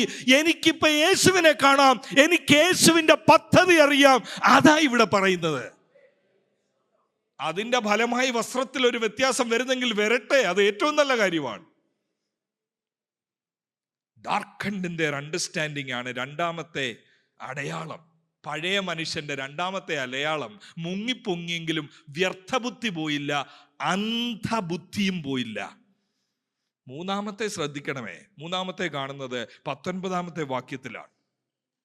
വാസ്തവത്തിൽ നിങ്ങൾ ശ്രദ്ധിച്ചു നോക്കിയാൽ പൗലോസ് താൻ ആ പഴയ മനുഷ്യനെ ഉരിയണമെന്ന് 22 പറയുന്നതിന് മുമ്പ് how he is building his case. ഭോഷ്ക് ഉപേക്ഷിക്കണം എന്ന് 4:25 പറയുന്നതിന് മുമ്പ് he is really doing a surgery. Surgery എന്ന് പറയുമ്പോൾ തലേ ദിവസം പ്രഷർ നോക്കി, ഷുഗർ നോക്കി, അഡ്മിറ്റ് ചെയ്ത് അതുപോലെ താൻ ഒരു സർജറി ചെയ്യുക. 4:17 പറഞ്ഞു, ജാതികൾ നടക്കുന്ന പോലെ നടക്കരുതേ. അവിടെ എടുത്തു, അവിടെ നൈഫ് എടുത്തു, സർജിക്കൽ ഇൻസ്ട്രുമെന്റ്സ് എല്ലാം എടുത്തു. എന്നിട്ട് പറയുക, ബുദ്ധിയുടെ കാര്യത്തെ കുറിച്ചാണ് ഞാൻ പറയുന്നത്. വ്യർത്ഥ ബുദ്ധി, അന്ധബുദ്ധി, 2 മൈൻഡിനെ സംബന്ധിക്കുന്ന കാര്യമാണ്. 17-18 17-18 മൈൻഡ് ആണെങ്കിൽ 19 ഏറ്റവും ഇമ്പോർട്ടന്റ് ആയ ഒരു കാര്യത്തിലേക്ക് he is putting his finger. എന്താണെന്നറിയാമോ? Heart. In the Hebrew Bible 39 പുസ്തകങ്ങളിലും mind and heart is synonymously used to talk about the inner being. വെളിയിലത്തെ കാര്യമൊന്നും അല്ല. മനസ്സ് വ്യർത്ഥബുദ്ധി ആവരുത്, മനസ്സ് അന്ധബുദ്ധി ആവരുത്. എന്നിട്ട് 17 മനസ്സ്, 18 മനസ്സ്, 19 പറയുക, നിന്റെ ഹൃദയത്തിൽ ഒരു സർജറി നടക്കണം. 19 എന്താ പറയുന്നത്? മനം തഴമ്പിച്ച് പോയവർ ആകിയാൽ. മനം തഴമ്പിച്ച് പോയി വ്യർത്ഥബുദ്ധി പിടിച്ചവർ, അന്ധബുദ്ധി പിടിച്ചവർ, ഒന്നാമത് അവരുടെ അകത്തുനിന്ന് വരുന്ന എന്തായിരിക്കുമെന്ന് അറിയാമോ? അത്യാഗ്രഹത്തോടെ സകല ശുദ്ധിയും പ്രവർത്തിപ്പാൻ ദുഷ്കാമത്തിന് തങ്ങളെ തന്നെ ഏൽപ്പിച്ചിരിക്കുന്നു. എന്നിട്ട് മനം തഴമ്പിച്ചു പോയവർ, they are lost in all their sensitivity. They have given themselves over to sensuality എന്ന ഭാഷകൾ. വാസ്തവത്തിലെ ഇവിടുത്തെ ഞാൻ ഹൈലൈറ്റ് ചെയ്ത 3 പദങ്ങൾ, വ്യർത്ഥബുദ്ധി, അന്ധബുദ്ധി, 19 പറയുന്ന അവർ തങ്ങളെ തന്നെ ഏൽപ്പിച്ചു കൊടുത്തിരിക്കുക. എന്തിനെ ഏൽപ്പിച്ചു കൊടുത്തിരിക്കുക? ലോകത്തെ അനുകരിക്കാൻ വേണ്ടി. എന്തിനേൽപ്പിച്ചു കൊടുക്കുക? ലോകം പോകുന്ന പോലെ നടക്കാൻ വേണ്ടി. എന്തിനേൽപ്പിച്ചു കൊടുക്കുക? പ്രകാശം അടിക്കാതെ അവർ അന്ധകാരത്തിൽ തപ്പിത്തടയുക. ദൈവഹിതം ഏത് ഗുണം എന്തെന്നറിയത്തില്ല, ഏതാ ദൈവത്തിന്റെ ഹിതം എന്തെന്നറിയത്തില്ല. വെളിച്ചത്തിലേക്ക് വരേണ്ടവർ അന്ധകാരത്തിൽ കിടന്നുകൊണ്ട് തപ്പിത്തടയുക. അവരെക്കുറിച്ച് ഈ വിവരണങ്ങളെ വ്യർത്ഥബുദ്ധി, അന്ധബുദ്ധി ഏൽപ്പിച്ചു കൊടുത്തു എന്നുള്ളത് പൗലോസ് ആരുടെ ഡിസ്ക്രിപ്ഷനിൽ റോമൻസ് 1 പറയുന്നു എന്നറിയാമോ? റോമാലേഖനം 1 പറഞ്ഞില്ലേ, ദൈവത്തെ മറന്നുകൂട്ടർ, ദൈവത്തിന്റെ സത്യം അവർ വിട്ടു, അവർ ഭോഗപ്രിയരായി, അവർ വിഗ്രഹങ്ങളെ ആരാധിക്കുന്നവരായി. ദൈവത്തിനൊത്തുള്ള മഹത്വം കൊടുക്കാതെ അവർ ദൈവത്തിന്റെ മഹത്വത്തെ they exchange the glory of God with all the goods around them. അവരെക്കുറിച്ച് വിവരിക്കുന്ന വാക്കുകളാണ് ഈ 3 വാക്കും. റോമാലേഖനം 1:21 വാക്യത്തിൽ നിരൂപണങ്ങളിൽ അവരെന്തായി? വ്യർത്ഥരായി തീർന്നു. അതേ വാക്ക്, അവരുടെ വിവേകമില്ലാത്ത ഹൃദയം ഇരുണ്ടുപോയി. ഇതേ വാക്കാ പൗലോസ് ഇവിടെ പറയുന്നത്. വിശ്വാസി അവിശ്വാസി തമ്മിൽ എന്തോ വ്യത്യാസം? എഫെസോസുകാരോട് ചോദിച്ചാൽ പറയും സ്നാനപ്പെട്ടായിരുന്നു. പൗലോസ് പറയാ, ഈ നിക്ക്, where is your dress? Did you wear it today? Did you grow in your relationship with Jesus? Otherwise you are becoming more like the world day by day. വ്യർത്ഥബുദ്ധി എന്ന് റോമാലേഖനം 1 കാണുന്ന അവർ വ്യർത്ഥരായി തീർന്നു. അതേ വാക്ക് പറയുക, വ്യർത്ഥബുദ്ധി. റോമാലേഖനം 1 പറയുന്ന ഹൃദയം ഇരുണ്ടുപോയി. അതേ വാക്ക് പറയുക, അവരുടെ മനസ്സ് ഇരുണ്ടുപോയി. വിശ്വാസികളാ, പൗലോസായിരുന്നു പാസ്റ്റർ, പക്ഷെ മനസ്സ് ഇരുണ്ടുപോയി. റോമർ 1:24 പറയുക, ദൈവം അവരെ ഏൽപ്പിച്ചു. അതേ വാക്കാ ഇവിടെ, അശുദ്ധിയിലേക്ക് അവർ അവരെ തന്നെ ഏൽപ്പിച്ചു. ദൈവം ഒരാളെ ഏൽപ്പിച്ചു കൊടുത്താൽ അവന് പിന്നെ ഡിസേൺമെന്റ് ഇല്ല. When God gives upon a person, the greatest tragedy that a Christian believer, എന്താ ഏറ്റവും വലിയ tragedy? When you can do anything and you don't feel a pinch. എന്തും ചെയ്തിട്ട്, എന്തും ആഗ്രഹിച്ചിട്ട്, എന്തും മോഹിച്ചിട്ട്, ഏത് ലോക മനുഷ്യരെ പോലെ എന്ത് ചെയ്തിട്ടും ഒന്നും തോന്നുന്നില്ല. നമ്മൾ പിന്നെയും പാട്ട് പാടുക, ഇത്രത്തോളം എന്നെ കൊണ്ടുവന്നിടുവാൻ. ഒന്നും തോന്നുന്നില്ല. വ്യർത്ഥബുദ്ധിയാണെന്ന് തോന്നുന്നില്ല. ഇത് അന്ധബുദ്ധിയിലായി പാടുന്ന, ഒന്നും തോന്നുന്നില്ല. എന്നിൽ നിന്ന് വെളിച്ചത്തിന്റെ ആ ഒരു പ്രകാശം നഷ്ടപ്പെട്ട അവസ്ഥ. ഇതേ ഒന്ന് ശ്രദ്ധിച്ചു നോക്കുമ്പോഴേ, വ്യർത്ഥബുദ്ധി, അന്ധബുദ്ധി ഏൽപ്പിക്കപ്പെട്ടവർ പഴയ മനുഷ്യനെ ഉപേക്ഷിക്കണം, ഭോഷ്ക് ഉപേക്ഷിക്കണം എന്ന് പറയുമ്പോൾ at the core of it എന്തുവാ ഇവിടെ പറയുന്നതെന്നറിയാം? At the core of it it is about desires. ആഗ്രഹങ്ങളിലേക്കാണ് വിരൽ ചൂണ്ടുന്നത്. പഴയ മനുഷ്യനെ ഉരിഞ്ഞ് പുതിയ മനുഷ്യനെ ധരിക്കുന്നവരുടെ പ്രധാന വ്യത്യാസം കാണേണ്ടത് അവരുടെ ആഗ്രഹങ്ങൾ മാറണം. വ്യർത്ഥബുദ്ധി മാറി നല്ല ബുദ്ധി കയറുമ്പോൾ ഡിസയേഴ്സ് വിൽ ചേഞ്ച്. അന്ധബുദ്ധി മാറി വെളിച്ചം വീശുമ്പോൾ അവൻ്റെ ചിന്താഗതികളിൽ വേറൊരു ചിന്തയായിരിക്കും, വേറൊരു സംസാരമായിരിക്കും. അവൻ ദൈവത്തിനായി സറണ്ടർ ചെയ്യുമ്പോൾ ലോകത്തിന് ഏൽപ്പിക്കപ്പെട്ടവനെ പോലല്ല. ആ വ്യക്തിയെ കാണുമ്പോഴേ അറിയാം, ഇവനിൽ വേറെ ബുദ്ധിയാണ്, ഇവനിൽ വെളിച്ചമാണ്, ഇവൻ ദൈവത്തിന്റെ കരങ്ങളിൽ ഏൽപ്പിക്കപ്പെട്ടവനാ, ലോകത്തിന്റെ കരങ്ങളിൽ ഏൽപ്പിക്കപ്പെട്ടവനല്ല.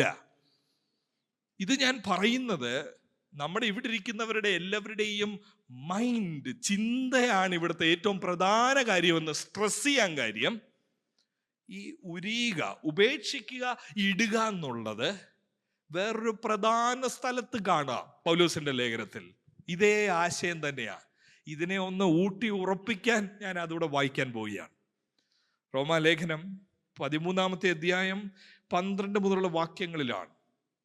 അവിടെ പറയുന്ന വാക്കുകൾ ശ്രദ്ധിക്കണം. ഇങ്ങനെയാ പൗലോസ് പറയുന്നത്: രാത്രി കഴിവാറായി, പകൽ അടുത്തിരിക്കുന്നു, അതുകൊണ്ട് നാം ഇരുട്ടിന്റെ പ്രവർത്തികളെ വെച്ച് കളഞ്ഞ് വെളിച്ചത്തിന്റെ ആയുധവർഗം ധരിച്ചുകൊള്ളുവീൻ.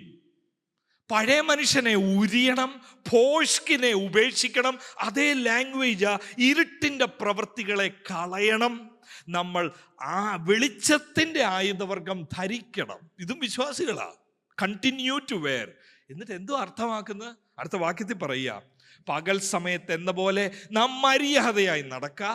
അതൊക്കെ നമ്മളും പറയും, നമ്മളും ക്ലെയിം ചെയ്യും. ഞാൻ പെന്തിക്കോസ് വന്നേ പിന്നെ ആരോടും യുദ്ധത്തിനോ വഴക്കിനോ ഒന്നും ഞാൻ പോയിട്ടില്ല. ചിലപ്പം ചിലർ പറയുന്ന പോലെ എൻ്റെ പഴയ സ്വഭാവമായിരുന്നെങ്കിൽ അത് അടിച്ചതിന് തുല്യമാണ് വാസ്തവത്തിൽ. ചിലർ ഹോളിനകത്ത് നിന്ന് പറയുന്ന കാര്യങ്ങളാണ് ഇതൊക്കെ. എൻ്റെ കൈ ബൈബിൾ ഇല്ലെങ്കിൽ ഒന്നും പോയിട്ടില്ല. ഒരു നല്ല മാന്യനാകാൻ ശ്രമിക്കുകയാണ്. നല്ലൊരു മാന്യനാകാൻ, ആത്മീയനാകാൻ ശ്രമിക്കുന്നതിൻ്റെ ഇടയ്ക്കും ഒരു വിരട്ടൽ അവിടെ ഉണ്ട്. എന്നെക്കുറിച്ച് അറിയണമെങ്കിൽ ഒന്ന് തിരക്കിയാൽ മതി എൻ്റെ നാട്ടിൽ നിന്നൊക്കെ ഒന്ന് പറയും. ആരാ പറയുന്നതെന്ന് ചോദിച്ചാൽ വിശുദ്ധൻ.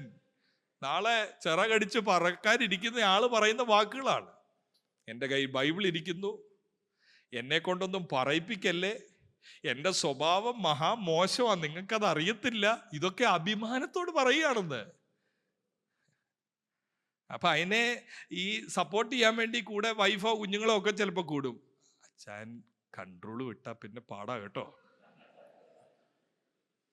ഇതൊന്നും വെളി കേൾക്കുന്ന ഭാഷയല്ല, അകത്ത് പുതു മനുഷ്യനെ ധരിച്ചവരിൽ നിന്ന് അറിയാതെ ഇടയ്ക്ക് വരുന്ന അച്ഛൻ ചില സമയത്ത്. അവിടെ കൊണ്ട് ഞാൻ നിർത്തുക. ആപ്ലിക്കേഷനിലേക്ക് പോയാൽ നമുക്ക് പഠിക്കേണ്ട പാഠം. എന്നിട്ട് 13-ാമത്തെ വാക്യത്തിൽ, റോമലേഖനം 13:13, പകൽ സമയത്ത് എന്ന പോലെ നാം മര്യാദയെ നടക്ക, വെറുക്കൂത്തുകളിലും മദ്യപാനങ്ങളിലുമല്ല, ശയനമോഹങ്ങളിലും ദുഷ്കാമങ്ങളിലുമല്ല, പിണക്കത്തിലും അസൂയയിലുമല്ല. ആദ്യത്തെ ലിസ്റ്റൊക്കെ കൊള്ളായിരുന്നു. നമ്മൾ ഈ പറഞ്ഞ പോലെ വെള്ളയുടുപ്പ് വിട്ട് നമ്മൾ പറയും നമ്മുടെ വീട്ടിലൊന്നും ഒരാൾ പോലും പാസ്റ്റർ അങ്ങനെയൊന്നും പോയിട്ടില്ല. ആ ലാസ്റ്റ് കാര്യം, പിണക്കത്തിലും അസൂയയിലുമല്ല. പഴയ മനുഷ്യനെ ഉരിഞ്ഞവർക്ക് അന്ധബുദ്ധിയും വ്യർത്ഥബുദ്ധിയും ഇല്ലാതെ ജീവിക്കണമെങ്കിൽ പിന്നെ പിണക്കമൊക്കത്തില്ല. ഒരാളോടും കർത്തൃമേശയുടെ സമയത്താകട്ടെ അല്ലാതെ ആകട്ടെ പിണക്കമെന്ന് പറഞ്ഞൊരു കാര്യം ആ ആളുടെ ഡിക്ഷണറിയിൽ പോട്ട ആളുടെ അടുത്തൂടെ പോയിട്ടില്ല. ആരെങ്കിലും ഇങ്ങോട്ട് ദ്രോഹിച്ചാലും അങ്ങോട്ട് ചെന്ന്, I see couple of days you are not talking to me, but I have nothing against you, I love you in the Lord. അത് പുതിയ മനുഷ്യനെ ധരിച്ചൊരാടെ വാക്കാണ്. രക്ഷിക്കപ്പെട്ടു, സ്നാനപ്പെട്ടു, പക്ഷെ പിണക്കം എന്ന് പറഞ്ഞാൽ ഞാൻ പറയുന്ന പോലെ നടക്കണം. കൺവെൻഷൻ 4 ദിവസം വേണോ 3 ദിവസം വേണോ? ഞാൻ പറയുന്നത് 3 ദിവസമാണ്, പക്ഷെ എല്ലാവരും പറയുന്നത് 4 ദിവസമാണ്. എന്നാൽ നിങ്ങളൊക്കെ നടത്തിക്കോ, തരത്തില്ല ആള്. പക്ഷെ ഒരു പാട്ട് പാട്, എൻ്റെ പ്രിയൻ വാനിൽ വരാറായി, ഫ്രണ്ടി കാണും. ഇതാണ് കപടതയുടെ heights of hypocrisy. When that person is not transformed.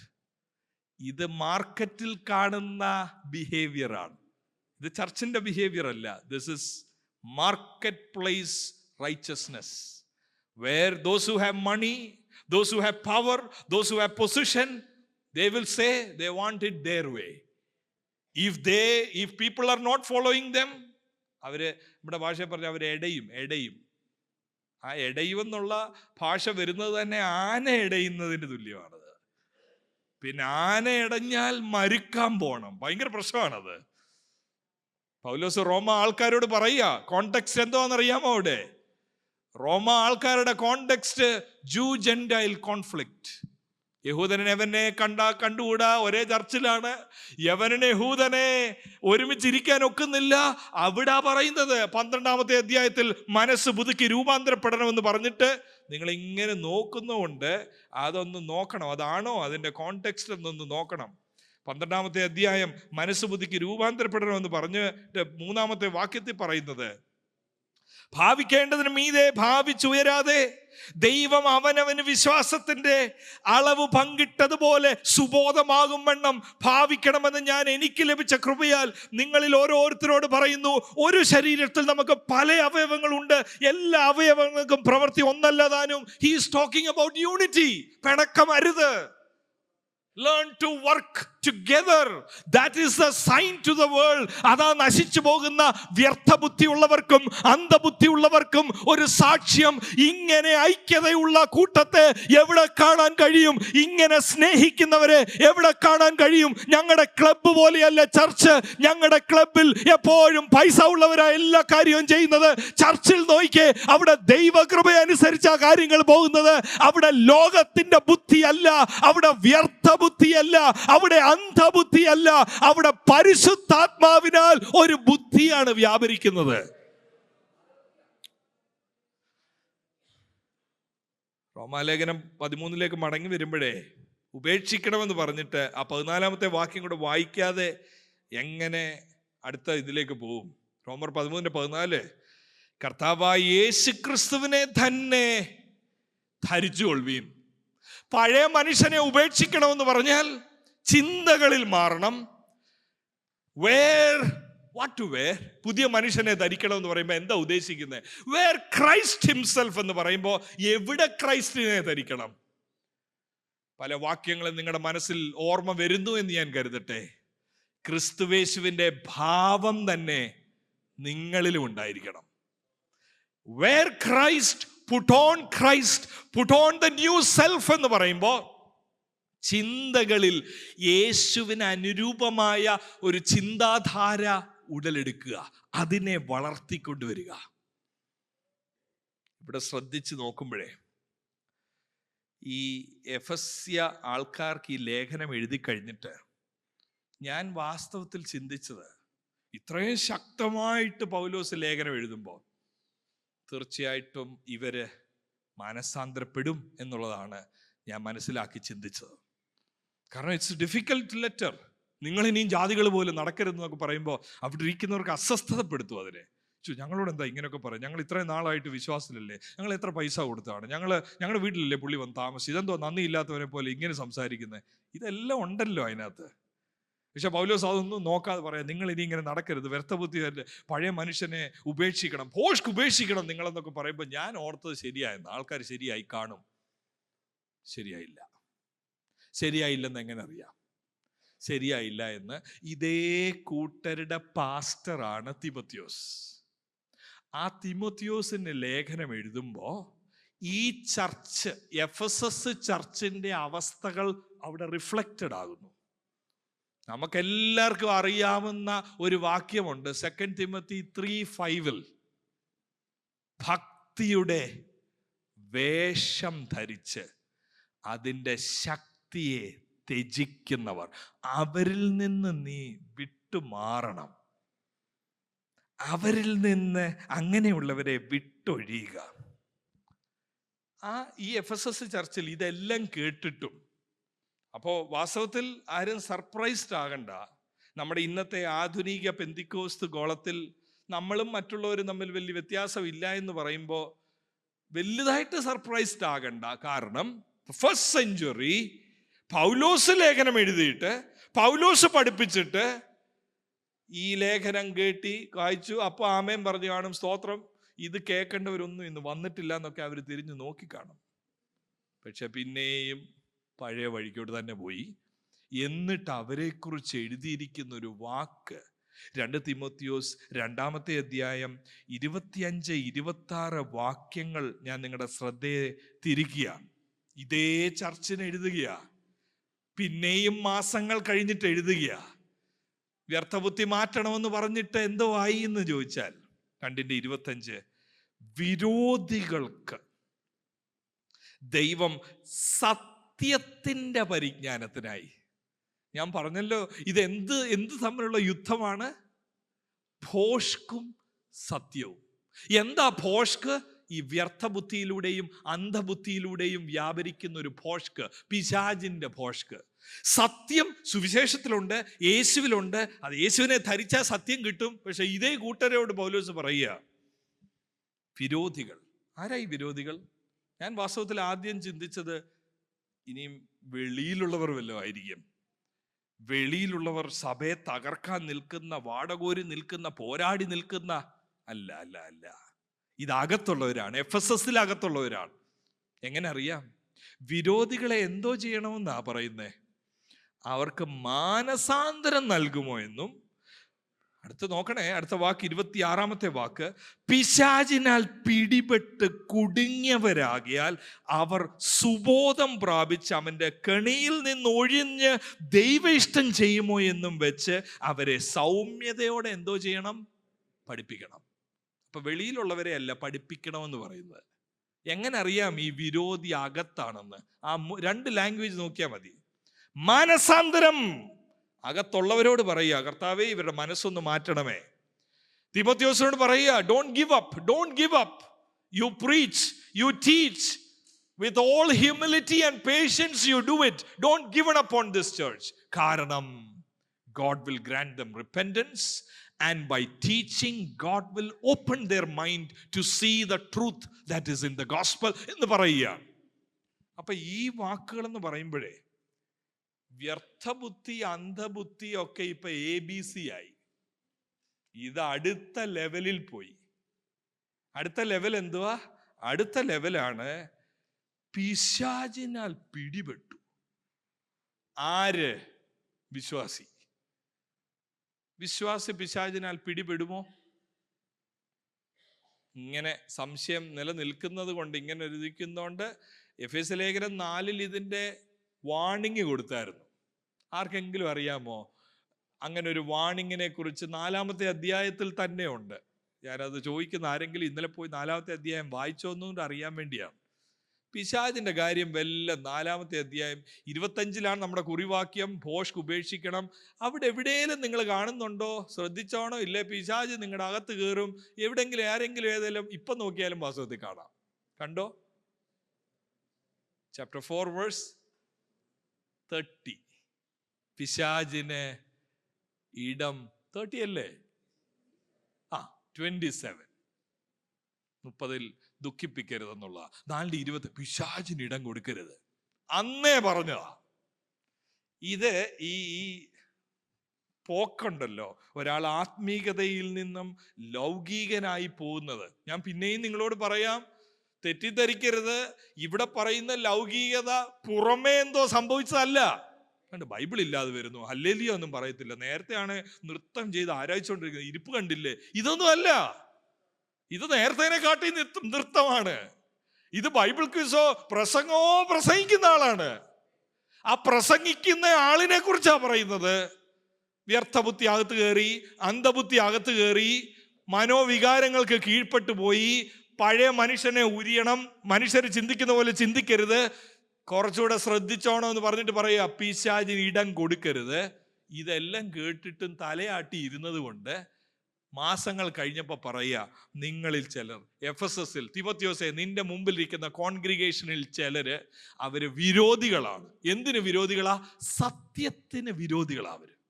അവർക്ക് സത്യം അവരിൽ സ്ഥാനമില്ല എന്ന് മാത്രമല്ല, അവർ പിശാചിനാൽ പിടിപെട്ട് അവന്റെ കെണിയിൽ കുടുങ്ങിയിരിക്കുക. എന്തോ എന്റെയൊക്കെ അർത്ഥം? പിശാചിന്റെ കെണിയിൽ നമുക്കൊക്കെ ഫേവറേറ്റ് ആയിട്ടൊരു വാക്കാണ് ബന്ധനം. ഒരു സ്തോത്രം പറയാത്തവരെയും സ്തോത്രം പറയിപ്പിക്കാൻ വേണ്ടി പല പല കാര്യങ്ങളുണ്ട്. ഇപ്പം എന്നെ സംബന്ധിച്ച് ഞാൻ പ്രതീക്ഷിക്കുന്നില്ല ഇപ്പം നിങ്ങൾ പെട്ടെന്ന് കൈയടിച്ചോ അങ്ങനെ ഒരു ഇതിനായിട്ട് നിങ്ങൾ ഇത് മനസ്സിലാക്കണമെന്നുള്ള ആഗ്രഹത്തിലാണ് ഞാൻ ഈ ശാന്തമായി ഈ കാര്യങ്ങൾ പറയുന്നത്. പക്ഷേ ഒരു പ്രഭാഷകൻ ഒരു പ്രതികരണം ഇല്ലല്ലോ, ആൾക്കാർക്ക് പ്രതികരണം വരുന്നില്ലല്ലോ. പ്രതികരണമാണെങ്കിൽ ഇങ്ങനെ ഒരു പ്രസംഗം തുടങ്ങിക്കഴിഞ്ഞ് ഒരു 30 മിനിറ്റ് കഴിയുമ്പോൾ ഈ ദോശ മറിച്ചിടുന്ന പോലെ അങ്ങ് മറിച്ചിടും. അത്രയും നേരം പ്രതികരണം ഒന്നും കിട്ടാത്തത് കൊണ്ട് നേരെ അങ്ങോട്ട് മാറി ഈ പറഞ്ഞ പോലെ ഒന്ന് വെളിയിലോട്ടൊന്ന് ഇറങ്ങി വന്ന്, എന്നാലും കർത്താവ് നമ്മളെ വിളിച്ചിട്ടുണ്ട്, ഇതാണ് ഇതുവരെ പ്രതിസന്ധിയുടെ പോരുകളുണ്ട്, വ്യർത്ഥബുദ്ധി നിന്നെ പിടിച്ചിരിക്കുന്നെങ്കിലും ഇന്ന് നിന്നെ മുറിച്ചു വിടാൻ പോകുന്നു എന്നൊക്കെ 2-3 കാര്യം പറഞ്ഞ് എന്നിട്ടും അനങ്ങുന്നില്ലെങ്കിൽ ഇതെടുത്തിട്ടാ മതി. ഏത്? പിശാച് പിടിക്കാൻ ഇവിടെ വന്ന് നിപ്പുണ്ട്. നിന്റെ സ്തോത്രം കേൾക്കുമ്പോൾ ആള് പൊക്കോളൂ എന്ന് പറഞ്ഞാൽ ഇവിടെ ഇരിക്കുന്ന എല്ലാവരും കൈയടിച്ച് നിർത്താൻ പാടാണ്. ഇതൊക്കെ ഓരോ ലെവൽസ് ഓഫ് കാര്യങ്ങളാണ്. പഞ്ഞരത്തിലൂടെ നോക്കി ഒത്തില്ലെങ്കിൽ ഭൗതികതയിൽ നോക്കും. ഭൗതികതയിൽ നോക്കി ഒത്തില്ലെങ്കിൽ പിശാചിനെ പിടിച്ചാൽ മതി. അതിൽ ഒട്ടുമിക്ക ആളും വീണിരിക്കും. എന്നിട്ട് നമ്മൾ തിരിച്ചു പോകുന്ന വഴി നമുക്ക് തോന്നും എന്തോ ഒരു ആരാധനയായിരുന്നു അല്ലേ, എനിക്ക് ശരിക്കും. പക്ഷെ എന്തോ മാറിയില്ല, പിന്നെയും മനസ്സ് മാറിയിട്ടൊന്നുമില്ല, വന്ന പോലെ പോകുന്നത്. ഒരു ഐ ഫീൽ ഗുഡ്, കുറച്ചു നേരം കൈയടിച്ചു പോയപ്പോ I feel good, I feel relaxed, I feel motivated. ഈ പിശാചിനാൽ പിടിപെട്ട് കുടുങ്ങിയവർ എന്നൊക്കെ പറയുമ്പോഴേ ഇത് മനസ്സിലാക്കാൻ നിങ്ങൾക്ക് അതിനുള്ളൊരു മനസ്സുണ്ടോ? മനസ്സിലാക്കാനേ ഉണ്ട്. 2 തീമോത്തിയോസ് 2-ാമത്തെ അധ്യായം ഒന്ന് ശ്രദ്ധിച്ചു നോക്കണം. 1 ഇത് പറഞ്ഞങ്ങോട്ട് തുടങ്ങുകയല്ലേ. അവർ പിശാചിനാൽ 2-ാമത്തെ അധ്യായം അവസാനം അവന്റെ കെണിയിൽ ആയിപ്പോയി. അവർക്ക് ദൈവേഷ്ടം അറിയത്തില്ല. കാരണം ഈ വ്യർത്ഥബുദ്ധി, അന്ധബുദ്ധി അടുത്ത ലെവലിൽ പോയി പിശാച് ഫുള്ളായിട്ട് അവന്റെ മണ്ട കയറിയിരിക്കുക. പിശാചിന്റെ വല്ല ധ്വനി ഉണ്ടോ എന്ന് നോക്കണേ. പിശാചിന്റെ ധ്വനി കാണുന്നത് 2-ാമത്തെ അധ്യായം 3-ാമത്തെ അധ്യായം 6-ാമത്തെ വാക്യത്തിൽ ഉണ്ട്. 3:5 പൗലോസ് പറയുന്നത്, നിന്റെ കോൺഗ്രിഗേഷൻ ഭക്തിയുടെ വേഷമാണ്, അവിടെ ശക്തിയില്ല, അവരുടെ മനസ്സൊന്നും മാറിയിട്ടില്ല. എന്നിട്ട് പറയുകയാണ്, വീടുകളിൽ നൂണ് കടക്കുകയും. എന്തിന്റെ പിക്ചറാണ് നിങ്ങളുടെ മനസ്സിൽ വരുന്നത്? വീടുകളിൽ നൂണ് കടക്കുക എന്ന് പറയുമ്പോ, they make their way എന്ന് പറയുമ്പോ എൻ്റെ മനസ്സിൽ വരുന്ന picture, this is about a serpent. ഒരു പാമ്പ് എങ്ങനാണ് നൂണ് കിടക്കുന്നത്? It will never come through the front door എന്ന് പറഞ്ഞാൽ ഞാൻ വരികയാണ്. No, it is always back door entry. Paulose പറയുക, ഇത് പറയാതെ എഫേസ്യ ലേഖനത്തിൽ അവസരം കൊടുത്ത ഇപ്പൊ തുറന്നങ്ങ് പറയുക, തിമോത്തിയോസേ, പാസ്റ്ററെ, നിന്റെ കോൺഗ്രിഗേഷൻ, ഞാൻ പയനിയർ ചെയ്ത ചർച്ച, പക്ഷെ അവരിൽ പലരും പിശാചിന്റെ പിടിയിലാണ്, അവർ പിശാചിന്റെ കെണിയില്ല എന്ന് പറയാൽ എങ്ങനെ കെണിയിലായെന്ന് ചോദിച്ചാ, വീടുകളിൽ നൂണ് കടക്കുകയും പാപങ്ങളെ ചുമന്നുകൊണ്ട് നാനാ മോഹങ്ങൾക്ക് അധീനരായി എപ്പോഴും പഠിച്ചിട്ടും ഒരിക്കലും, അടുത്ത വാക്ക് ഒരിക്കലും, എന്തുവാ അടുത്ത വാക്ക്? സത്യത്തിന്റെ പരിജ്ഞാനം പ്രാപിപ്പാൻ കഴിയാത്ത പെണ്ണുങ്ങളെ സ്വാധീനമാക്കുകയും ചെയ്യുന്നവർ ഈ കൂട്ടത്തിലുള്ളവർ ആകുന്നു. എന്തോ ഇവിടെ പറയുന്നത് ഈ പിശാചിന്റെ പിടിയിൽ കുടുങ്ങിയവർ, പിശാചിന്റെ കെണിയിൽ അകപ്പെട്ടവർ, അവരുടെ വീട്ടിൽ ലിവിംഗ് റൂമിൽ ഒരു പാ ഉണ്ടോ ഇല്ലയോ? മാറ്റ് പ്രാർത്ഥിക്കാൻ ഉണ്ടോ ഇല്ലയോ? അവരുടെ വീട്ടിൽ ചെന്ന ബൈബിൾ ഉണ്ടോ ഇല്ലയോ? ബൈബിൾ ഉണ്ടോ ഇല്ലയോ എന്ന് അടുത്ത വാക്കും കൂടെ നോക്കുമ്പം മനസ്സിലാവും. യന്നേസും യംബ്രോസും മോശയോട് എതിർത്തു. അവരെപ്പോഴും പഠിച്ചിട്ടും പഠിക്കാത്തവർ. നോക്കി 6:2 വീടുകൾ നൂണ് കിടക്കുകയും പാപങ്ങളെ ചുമന്നുകൊണ്ട് നാനാമോഹങ്ങൾക്ക് അധീനരായി എപ്പോഴും പഠിച്ചിട്ടും. എന്തോ അപ്പൊ പഠിക്കുന്ന കെമിസ്ട്രിയും ഫിസിക്സും ഒന്നും അല്ല, പഠിക്കുന്നത് എന്തുവാ? ബൈബിളാ. പായും ഉണ്ട്, ബൈബിളും ഉണ്ട്. പിശാചിന്റെ കെണിയിൽ പിടിക്കപ്പെട്ടവർ, പിശാചിനാൽ കുടുങ്ങിയിരിക്കുന്നവരുടെ വീട്ടിൽ എന്തോ ഉണ്ട്? ഫുൾ പഠിത്തമാ, ബൈബിൾ മുഴുവൻ അണ്ടർലൈനാ, പായും ഉണ്ട്. പക്ഷെ എന്തുവാ ഈ ഉപവാസത്തിന്റെ എല്ലാം ലക്ഷണം? ആരാ ഈ നൂണ് കടന്ന് വന്നിരിക്കുന്നേ? നൂണ് കടന്ന് വന്നിരിക്കുന്നത് ഇന്നത്തെ ഭാഷയിൽ പറഞ്ഞാൽ ദൂത് കേൾക്കാനും ദൂത് പറയിപ്പിക്കാനും കൊണ്ടുവന്ന. നൂണ് കടന്നു, ആരും അറിഞ്ഞില്ല. ആരോ പറഞ്ഞു, കൃപയുള്ള ഒരാളാ വീട്ടിൽ കൊണ്ടുവന്ന്, നല്ലതാ കേട്ടോ. ഒരു കാര്യം ഞാൻ പലയിടത്തും വിദേശ രാജ്യങ്ങളിൽ പോകുമ്പോൾ മനസ്സിലാകുന്നേ, ചിലരെ കാണുമ്പോൾ എനിക്ക് സർപ്രൈസാണ്. നാട്ടിൽ പ്രവചനം ഇല്ലാത്ത ആളാ. ഖത്തറിലോ എമിറേറ്റ്സിലോ കയറി ഇടം വരെ ലെഫ്റ്റ് ആൻഡ് റൈറ്റ് ദൂതാണ്. അതെന്നെ അതിശയിപ്പിക്കുന്നു, വല്ലാതെ അതിശയിപ്പിക്കുന്നു. അപ്പൊ ഈ പറഞ്ഞ പോലെ ആരെങ്കിലും പറഞ്ഞാൽ മതി, കൃപയുള്ളൊരു കർത്താവിന്റെ ദാസന. ഉദ്ദേശിക്കുന്ന ഇതാ, വീട്ടിൽ വിളിച്ചോണ്ട് പോയാ കേക്കാം. എന്തോ കേക്കാം? ഈ പറഞ്ഞ 7-ാമത്തെ വാക്യം കേക്കാം. സത്യം കേൾക്കാനൊക്കത്തില്ല. പായിട്ട് ബൈബിള് തുറന്നു വെച്ച് ആള് പറയത്തില്ല. മോഹങ്ങളിൽ പിടിക്കപ്പെട്ടവരാ നിങ്ങൾ ഈ രാജ്യത്ത് ജീവിക്കേണ്ടവരല്ല, നിങ്ങൾ തിരിച്ച് നാട്ടിൽ പോകേണ്ടവരാ. പറഞ്ഞു കഴിഞ്ഞാൽ പറയുന്ന എന്താന്ന് ചോദിച്ചാൽ, ഈ ഇരിക്കുന്ന ആൾ എന്തിനാ വിളിച്ചോണ്ട് പോകുന്നത്? ഇരിക്കുന്ന ആള് വിളിച്ചോണ്ട് പോകുന്നത് നാനാ മോഹങ്ങളിൽ പിടിക്കപ്പെട്ടിരിക്കുക ആള് എന്ന് ഞാൻ പറയല്ല. ഈ വാക്യത്തിൽ പറയുന്നത് നോക്കിയേ, വീടുകൾ നൂണ് കിടക്കുകയും പാപങ്ങളെ ചുമന്നുകൊണ്ട് നാനാ മോഹങ്ങൾക്ക് അധീനരായി ഇരിക്കുന്നവർ. വ്യർത്ഥബുദ്ധി, അന്ധബുദ്ധി മോഹങ്ങൾ ജനിപ്പിക്കും. ആരെ പോലെ? ക്രൗഡിനെ പോലെ, ലോക മനുഷ്യനെ പോലെ പുള്ളി ഇരുന്ന് ഭാവന ചെയ്യുക. ഇതിപ്പോ ഇങ്ങനാണെങ്കിൽ ഇങ്ങനെ എല്ലാരും ഓസ്ട്രേലിയക്ക് പോകുന്നുണ്ട്, നമ്മളും നോക്കിയാലോ, അതാ ചുമ്മാ ഒരു കൊടുത്തിട്, ചുമ്മാ ഒന്ന് കൊടുത്തിട്. അപ്പോഴായി കേട്ടത്, കൃപയുള്ള ഒരാൾ വന്നിട്ടുണ്ട്. അന്നാ വീട്ടിൽ വിളിച്ചുകൊണ്ട് പോയി ഒന്ന് കേൾക്കാം, നമുക്ക് പോകാമോ ഒക്കുമോ ഇല്ലയോ? പാസ്റ്റർ, ചില ഈ ദിവസങ്ങളായിട്ട് ഞങ്ങൾ ചില കാര്യങ്ങൾ പ്രാർത്ഥിച്ചുകൊണ്ടിരിക്കുക. പാസ്റ്റർ ഒന്ന് ജോലി സംബന്ധമായിട്ടുള്ളതല്ലേ? ആ പാസ്റ്ററെ പ്രാർത്ഥിക്ക്. എൻ്റെ ചില വാക്കുകൾ ഞാൻ ഇങ്ങനെ സദസ്സിനെ ബഹുമാനിച്ച് ഞാൻ അങ്ങ് അകത്തോട്ട് വെക്കുക. എന്നിട്ട് അവിടെ ഇരുന്ന് പറയും. കാണുന്നുണ്ട്, ഒരു ബ്രിഡ്ജ് കാണുന്നുണ്ട്. ആരുടെ മനസ്സിൽ വരരുതേ പ്രവചനം തുച്ഛീകരിക്കുകയാണെന്ന്. ഇതല്ല പ്രവചനം. ഏത് പ്രവചനം തുച്ഛീകരിക്കരുതെന്നാണെന്നറിയാമോ പറഞ്ഞേ? കുറവിനെ ഉണർത്തുന്നത് തുച്ഛീകരിക്കരുത്. ഇത് പ്രവചനമാണെന്ന് നമ്മളോട് ആര് പറഞ്ഞു? ഈ പുസ്തകത്തിൽ എവിടെങ്കിലും ഉണ്ടോ ഇത്? ഈ പുസ്തകത്തിൽ എവിടെങ്കിലും ഉണ്ടോ ദൂത് ഭൗതികത്തെ കുറിച്ച് പറയുന്നതാണെന്ന്? ഒരു വാക്യത്തിലെങ്കിലും. നമ്മൾ വ്യർത്ഥബുദ്ധിയിലും അന്ധബുദ്ധിയിലും ആയി എന്ന് പറഞ്ഞാൽ നമ്മുടെ ജീവിത ശൈലി നോക്കിയാൽ മതിയല്ലോ. ഈ പറയുന്ന ആത്മീകമേത അനാത്മീകമേത എന്ന് പോലും അറിയാത്ത സമൂഹമായി ഒരു ആവറേജ് ബിലീവർ മാറിയില്ലേ? ഇത് കേൾക്കാൻ എനിക്കിഷ്ടമാണ്.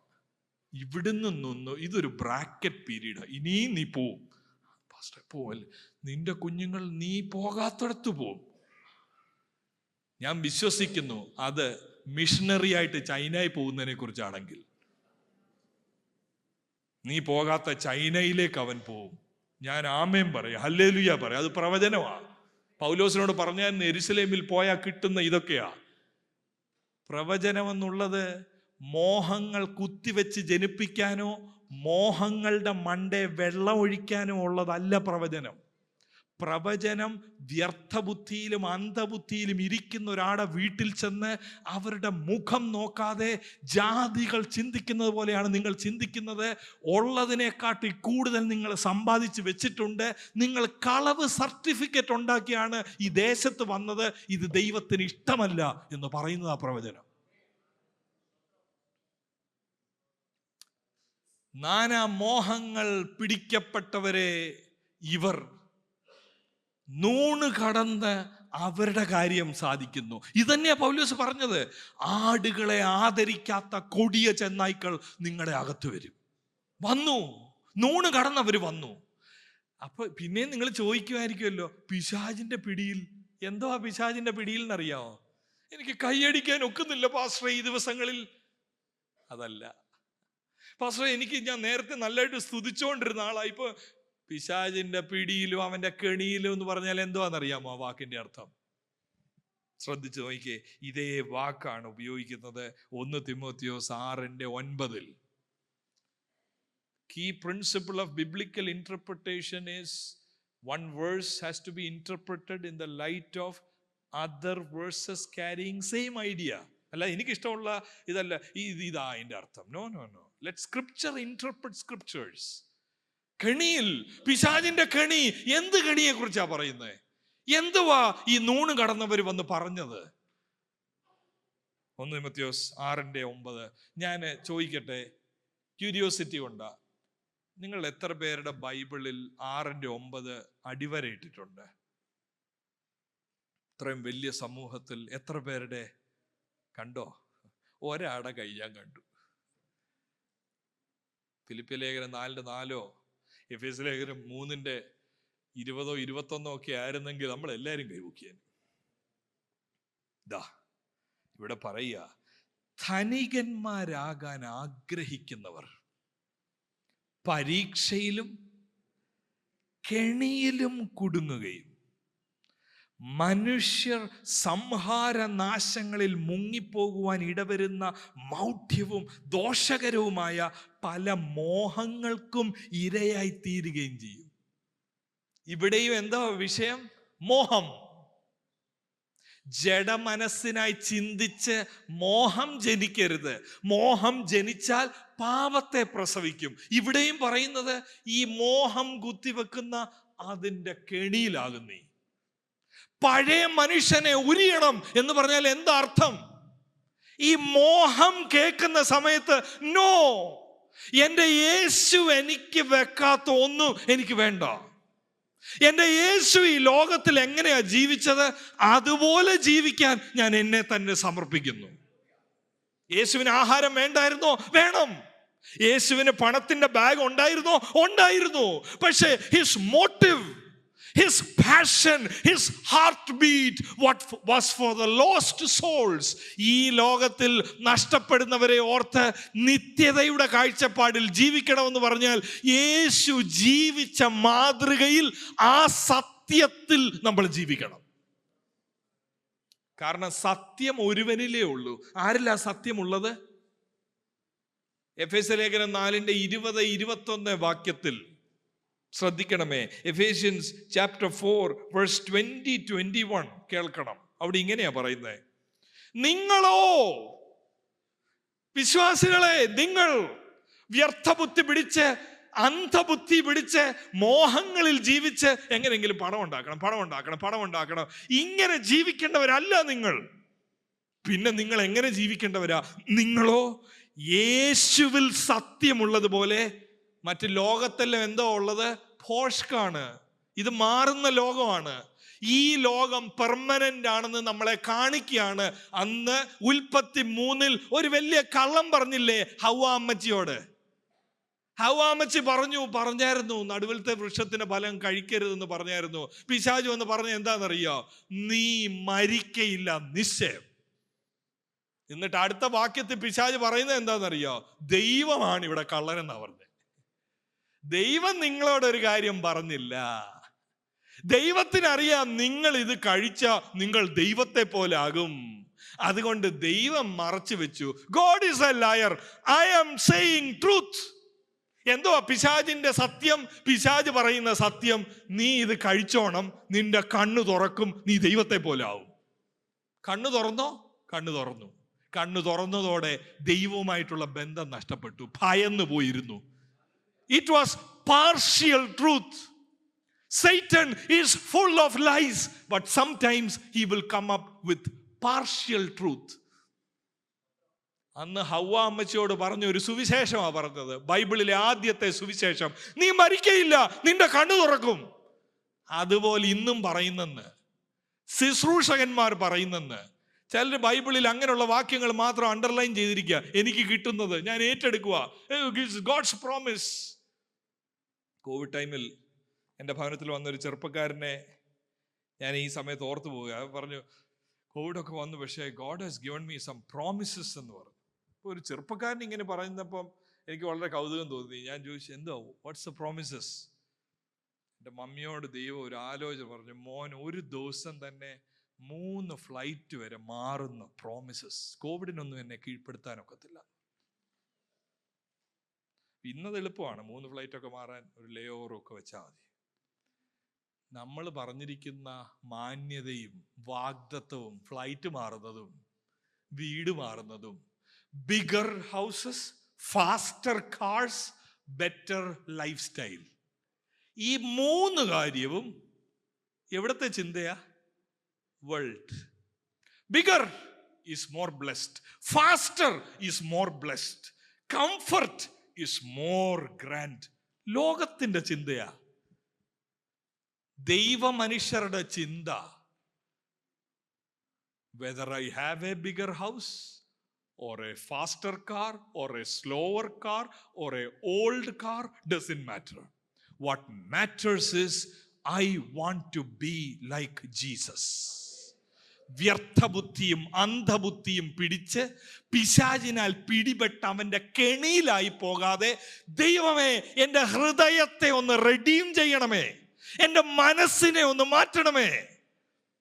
4:20 പറയുന്നത്, നിങ്ങളോ, ഈ വാക്യം കൂടെ വായിച്ച് നമുക്ക് അവസാനിപ്പിക്കാം. 4:20, നിങ്ങളോ വിശ്വാസികളെ, നിങ്ങളോ യേശുവിൽ സത്യമുള്ളതുപോലെ, പിശാചിലല്ല സത്യം, നൂണ് കടന്നു വരുന്നവരല്ല സത്യം, ലോക മനുഷ്യരുടെ അഭിപ്രായത്തിലല്ല സത്യം, യേശുവിൽ സത്യമുള്ളതുപോലെ അവനെ കുറിച്ച് കേട്ട്. വാസ്തവത്തിൽ ആദ്യ വാക്ക് അവനെ കുറിച്ച് എന്നുള്ളത് യഥാർത്ഥ പരിഭാഷ അവനെ കുറിച്ചെന്നുള്ളതല്ല. It's not you heard about Jesus, you heard Jesus എന്നാണ്. NIV പരിഭാഷയിൽ പോലും heard about Jesus, heard of Jesus എന്നാണ്. പക്ഷെ ഒറിജിനൽ ഭാഷയിൽ ഓഫോ ആ പ്രൊപ്പോസിഷൻ ഇല്ല അവിടെ, അത് സപ്ലൈ ചെയ്യുന്നതാണ്. പൗലോസ് പറഞ്ഞത് എന്താണെന്നറിയോ? യു ഹേർഡ് ജീസസ് എന്ന് പറഞ്ഞാൽ മാനസാന്തരപ്പെടുന്ന സമയത്ത് നീ ഹേർഡ് അബൌട്ട് ജീസസ് അല്ല, you really heard Jesus speak. ഒരു മനുഷ്യൻ നിന്നോണ്ടായിരിക്കും സംസാരിച്ചത്, പക്ഷേ അത് മനുഷ്യന്റെ വാക്കായിട്ടല്ല നിന്റെ ഹൃദയത്തിൽ വന്നത്. യേശു തന്നെ നിന്നോട് സംസാരിച്ചെങ്കിൽ ആ യേശുവിന്റെ സംസാരം നിന്നിൽ നിന്ന് മോഹങ്ങൾ മാറ്റേണ്ടതായിരുന്നു. ബട്ട് യു പീപ്പിൾ, നിങ്ങളോ, നിങ്ങൾ യേശുവിൽ സത്യമുള്ളതുപോലെ അവനിൽ നിന്ന് കേട്ടു, അവന്റെ വായിൽ നിന്ന് കേട്ടു, അവനിൽ ഉപദേശം ലഭിച്ചുവെങ്കിൽ ക്രിസ്തുവിനെ കുറിച്ച് ഇങ്ങനെ അല്ല പഠിച്ചത്. അപ്പോ ഒരു വിശ്വാസി കേൾക്കണം യേശുവിനെ കുറിച്ച് സുവിശേഷത്തിൽ, പഠിക്കണം യേശുവിനെ കുറിച്ച് ശിഷ്യത്വത്തിൽ. ഇത് രണ്ടും ആവശ്യമാണ്. നമ്മളെല്ലാവരും യേശുവിനെ കുറിച്ച് കേട്ടവരാണ്. 30 വർഷം മുമ്പ് അല്ലെ 20 വർഷം മുമ്പ് കൺവെൻഷൻ യോഗത്തിൽ ഇന്ന് ഞാൻ ഓർക്കുന്നു, യേശു സംസാരിക്കുന്നു. ഞാൻ യേശുവിനെ പഠിച്ചോ? യേശു പഠന വിഷയമാകണം. യേശു പഠന വിഷയമാകുമ്പോഴേ, നമ്മൾ ഇടയ്ക്ക് പറഞ്ഞു പോയില്ലേ, ഈ അന്യോന്യമുള്ള ബന്ധങ്ങൾ. നമ്മൾ വലപ്പം ഈ ഉണർവ് കേടുമ്പം പാടുന്ന പാട്ടുകളാണ്. ഉയർത്തില്ലെന്ന് ശത്രുഗണം വാദിക്കുമ്പോൾ തകർക്കുമെന്ന്. ആരാ ഈ ശത്രുഗണം? ഒരു ആവറേജ് ബിലീവറിന്റെ ശത്രുഗണം അയൽവക്കക്കാരനോ, കമ്പനിയിലെ മാനേജറോ, ടീം ലീഡറോ, സ്കൂളിലെ TC തരാത്ത ഹെഡ് മാസ്റ്ററോ ശത്രുഗണം. അതുകൊണ്ടാ CCTV ഒക്കെ നോക്കിപ്പോയി, കർത്താവ് ഇവനെ മാറ്റണേ, ഈ ദേശത്തുനിന്ന് മാറ്റണേ, എനിക്ക് മുൻപോട്ട് പോകണം. പൈസ എറിഞ്ഞ് പ്രാർത്ഥിക്കുന്നവർ, കസാരയെ തൊട്ട് പ്രാർത്ഥിക്കുന്നവർക്ക് എനിക്ക് മുമ്പോട്ട് പോകണം, എൻ്റെ മുമ്പിൽ ആരും നിൽക്കരുത്. അപ്പോഴേ ഈ പാട്ടൂടെ കിട്ടുന്നത്. ഉയർത്തില്ലെന്ന് ശത്രുഗണം. അല്ലെ വിസ ഓഫീസറോ അവിടെ ഇരിക്കുന്ന ആരെങ്കിലും, പേപ്പർ നീങ്ങുന്നില്ല. പിന്നെ കുറച്ചുകൂടെ ഉണർവ് വരുമ്പം എന്നെ എതിർക്കുന്ന ശത്രുക്കളെല്ലാം. കുറച്ചുകൂടെ പഴമയിലേക്ക് പോകുന്നവര് പരിഹാസം ചൊല്ലി ശത്രു. ഏതായി ശത്രു എന്നുള്ളതാ ചോദ്യം. ഈ പുസ്തകത്തിൽ പറയുന്ന ഒരു ശത്രുവാ പുതിയ നിയമ വിശ്വാസിക്ക്. നമുക്ക് പോരാട്ടമുള്ളത് ജഡരക്തങ്ങളോടല്ല, പിന്നെ എന്തിനോടാ? ശക്തികളോടും അധികാരങ്ങളോടും. ഈ അന്ധകാരത്തിന്റെ ലോകാധിപതി എന്തുവാ ചെയ്യുന്നത്? എന്നെ അന്ധനാക്കും. ഈ അന്ധതയോടാണെന്ന് പോരാട്ടം. എന്നെ എതിർക്കുന്ന ശത്രുക്കൾ എന്ന് പറയുന്നത് ഏത് ശത്രുവാണെന്നറിയാമോ? പരിഹാസം ചൊല്ലി ശത്രു നേർക്ക് വരുന്ന ഏത് പരിഹാസിയാണെന്നറിയാമോ? ലളിത ജീവിതത്തോടെ ഞാൻ ജീവിക്കാൻ ശ്രമിക്കുമ്പോൾ, ഉള്ളതിൽ ഞാൻ തൃപ്തിപ്പെട്ട് ജീവിക്കാൻ ശ്രമിക്കുമ്പോൾ എന്നെ നോക്കി നീ ഒരു പരാജയമാണെന്ന് പറയുമ്പോൾ പരിഹാസം ചൊല്ലി ഈ ശത്രുവിൻ്റെ ഉള്ളിലേക്ക് വരുമ്പോൾ ഞാൻ സ്തോത്രം പാടി ആശ്വസിക്കും. കാരണം ഞാൻ യേശുവിനെ പോലെ ആയിക്കൊണ്ടിരിക്കുക. ജഡീകരം ലൗകികരമായി മാറാതെ നമുക്ക് ആത്മീകരാകാം. നമുക്ക് ആത്മാവിൻ്റെ ഉത്സാഹത്തോടെ മോഹങ്ങൾ മാറ്റി. ഇപ്പൊ ഞാൻ പറയുന്ന കാര്യം എന്ന് പറഞ്ഞാൽ, ഒരു ക്യാൻസർ പേഷ്യൻ്റ് കിടക്കുമ്പം ക്യാൻസർ പേഷ്യൻ്റ് കാലിൽ നിന്ന് തുടങ്ങണോ തലേന്ന് തുടങ്ങണോ, ആ സ്ഥിതിയിലാണ് ഇങ്ങനെയുള്ള സന്ദേശങ്ങൾ വരുന്നത്. കാരണം ഈ വൈറസ് എന്ന് പറയുന്നത് നമ്മുടെ സമൂഹത്തെ ഒട്ടുമിക്ക ആൾക്കാരെ ഇത് പിടിച്ചു കഴിഞ്ഞു. ഇത് 4th സ്റ്റേജിലുമായി. ഇതിനി റേഡിയേഷൻ കൊണ്ട് വെക്കുമോ, ഇത് സർജറി കൊണ്ട് വെക്കുമോ, അല്ലെ മാറി നിന്ന് ജീവിക്കുന്ന അത്രയും ജീവിച്ചിട്ടോ, ഇതൊക്കെ ആൾക്കാർ അഭിപ്രായം പറയുന്നത്. പക്ഷെ ഞാൻ വിശ്വസിക്കുന്നു, ഈ വൈറസിനാൽ പിടിക്കപ്പെടാത്തൊരു സമൂഹത്തെ ദൈവം എഴുന്നേൽപ്പിക്കാൻ പോകുന്നു. ഇതൊരു യൂത്ത് കൺവെൻഷനുമാണല്ലോ. ഇവിടെയുള്ള യൂത്ത്സിനോട് ഞാൻ വിളിച്ചു പറയാം, പഴയ മനുഷ്യനെ ഉരിഞ്ഞ് പുതിയ മനുഷ്യനെ ധരിക്കുന്ന ഒരു കൂട്ടം ഈ OPAയിൽ നിന്ന് ദൈവം എഴുന്നേൽപ്പിക്കട്ടെ. ലോകത്തിൻ്റെ പലയിടങ്ങളിൽ പോകുമ്പോൾ നാനാ മോഹങ്ങളിൽ കുടുങ്ങിപ്പോകാതെ, പിശാചിനാൽ പിടിക്കപ്പെടാതെ, അവൻ്റെ കെണിയിൽ അകപ്പെടാതെ, മോഹങ്ങൾ ജനിപ്പിക്കുമാറ് ജഡത്തിനായി ചിന്തിക്കാതെ, മോഹത്തിനാൽ ഡ്രിവൺ ആകാതെ, ദൈവം ദൈവം ദൈവം ദൈവഹിതം, ദൈവത്തിൻ്റെ ഇഷ്ടം, യേശുവിനെ എനിക്ക് പഠിക്കണം, യേശുവിനെ പോലെ ജീവിക്കണം, ഹൗ ഡിഡ് ജീസസ് ലിവ്, ഇത് പഠിക്കുന്ന ഒരു സമൂഹം ഇതിനകത്തുനിന്ന് എഴുന്നേൽക്കട്ടെ എന്ന് ഞാൻ പ്രാർത്ഥിക്കുകയാണ്. നമ്മുടെ കണ്ണുകളെ നമുക്ക് ദൈവസ്ഥലം അടയ്ക്കാം, തലകളെ നമുക്ക് ദൈവസ്ഥലം വണക്കാം. കൊയർ മുമ്പിലേക്ക് കടന്നു വന്ന ഒരു പ്രത്യാശയുടെ ഗാനം പാടാൻ പോവുകയാണ്. എന്നാൽ അതിനു മുമ്പ് എല്ലാവരും ധ്യാനത്തോട് ഒരു നിമിഷം ദൈവസന്നിധിയിൽ ഇരുന്ന് നമ്മളെ തന്നെ ദൈവകരങ്ങളിൽ ഏൽപ്പിച്ചു കൊടുത്തൊന്ന് ശോധന ചെയ്യാൻ ഒരു നിമിഷം എടുക്കാമോ? വ്യർത്ഥ ബുദ്ധി, അന്ധബുദ്ധി എന്ന് പറയുന്നത് വിശ്വാസികളോടാണ്. അവരുടെ മനസ്സ് ക്രിസ്തുവിനെ പോലെ ആയിത്തീരാതെ നാനാ മോഹങ്ങളിൽ പിടിക്കപ്പെട്ട് ലൗകികരെ പോലെ ചിന്തിച്ച് ലോകത്തിൻ്റെ ഉന്നമനം ആഗ്രഹിച്ച് ലോകക്കാരനെ പോലെ ആയിത്തീർന്ന് അവൻ്റെ അളവുകോലിൽ വലുതായി തീരാനുള്ള ഒരു ആത്മീക പ്രയാണം വേണ്ട. അത് വേണ്ട. ദൈവം മുമ്പാകെ വലിയവനായി തീരുവാൻ അതിനുള്ള കൃപയ്ക്കായി എല്ലാവരും ഒന്ന് പ്രാർത്ഥിക്കാം ഒരു നിമിഷം. ദൈവമേ, ആ കൃപ എൻ്റെ മേൽ പകരണമേ. എൻ്റെ തലമുറകളുടെ മേൽ ആ ഒരു കൃപയെ ദൈവം അയക്കണമേ. യേശുവിൽ സത്യമുണ്ടെങ്കിൽ, ഹവ്വ അമ്മച്ചിയോട് പിശാച് ഓതിയ വർത്തമാനമല്ല, യേശുവിൽ സത്യമുണ്ടെങ്കിൽ ആ സത്യം പഠിക്കാൻ എന്നെ സഹായിക്കണമേ.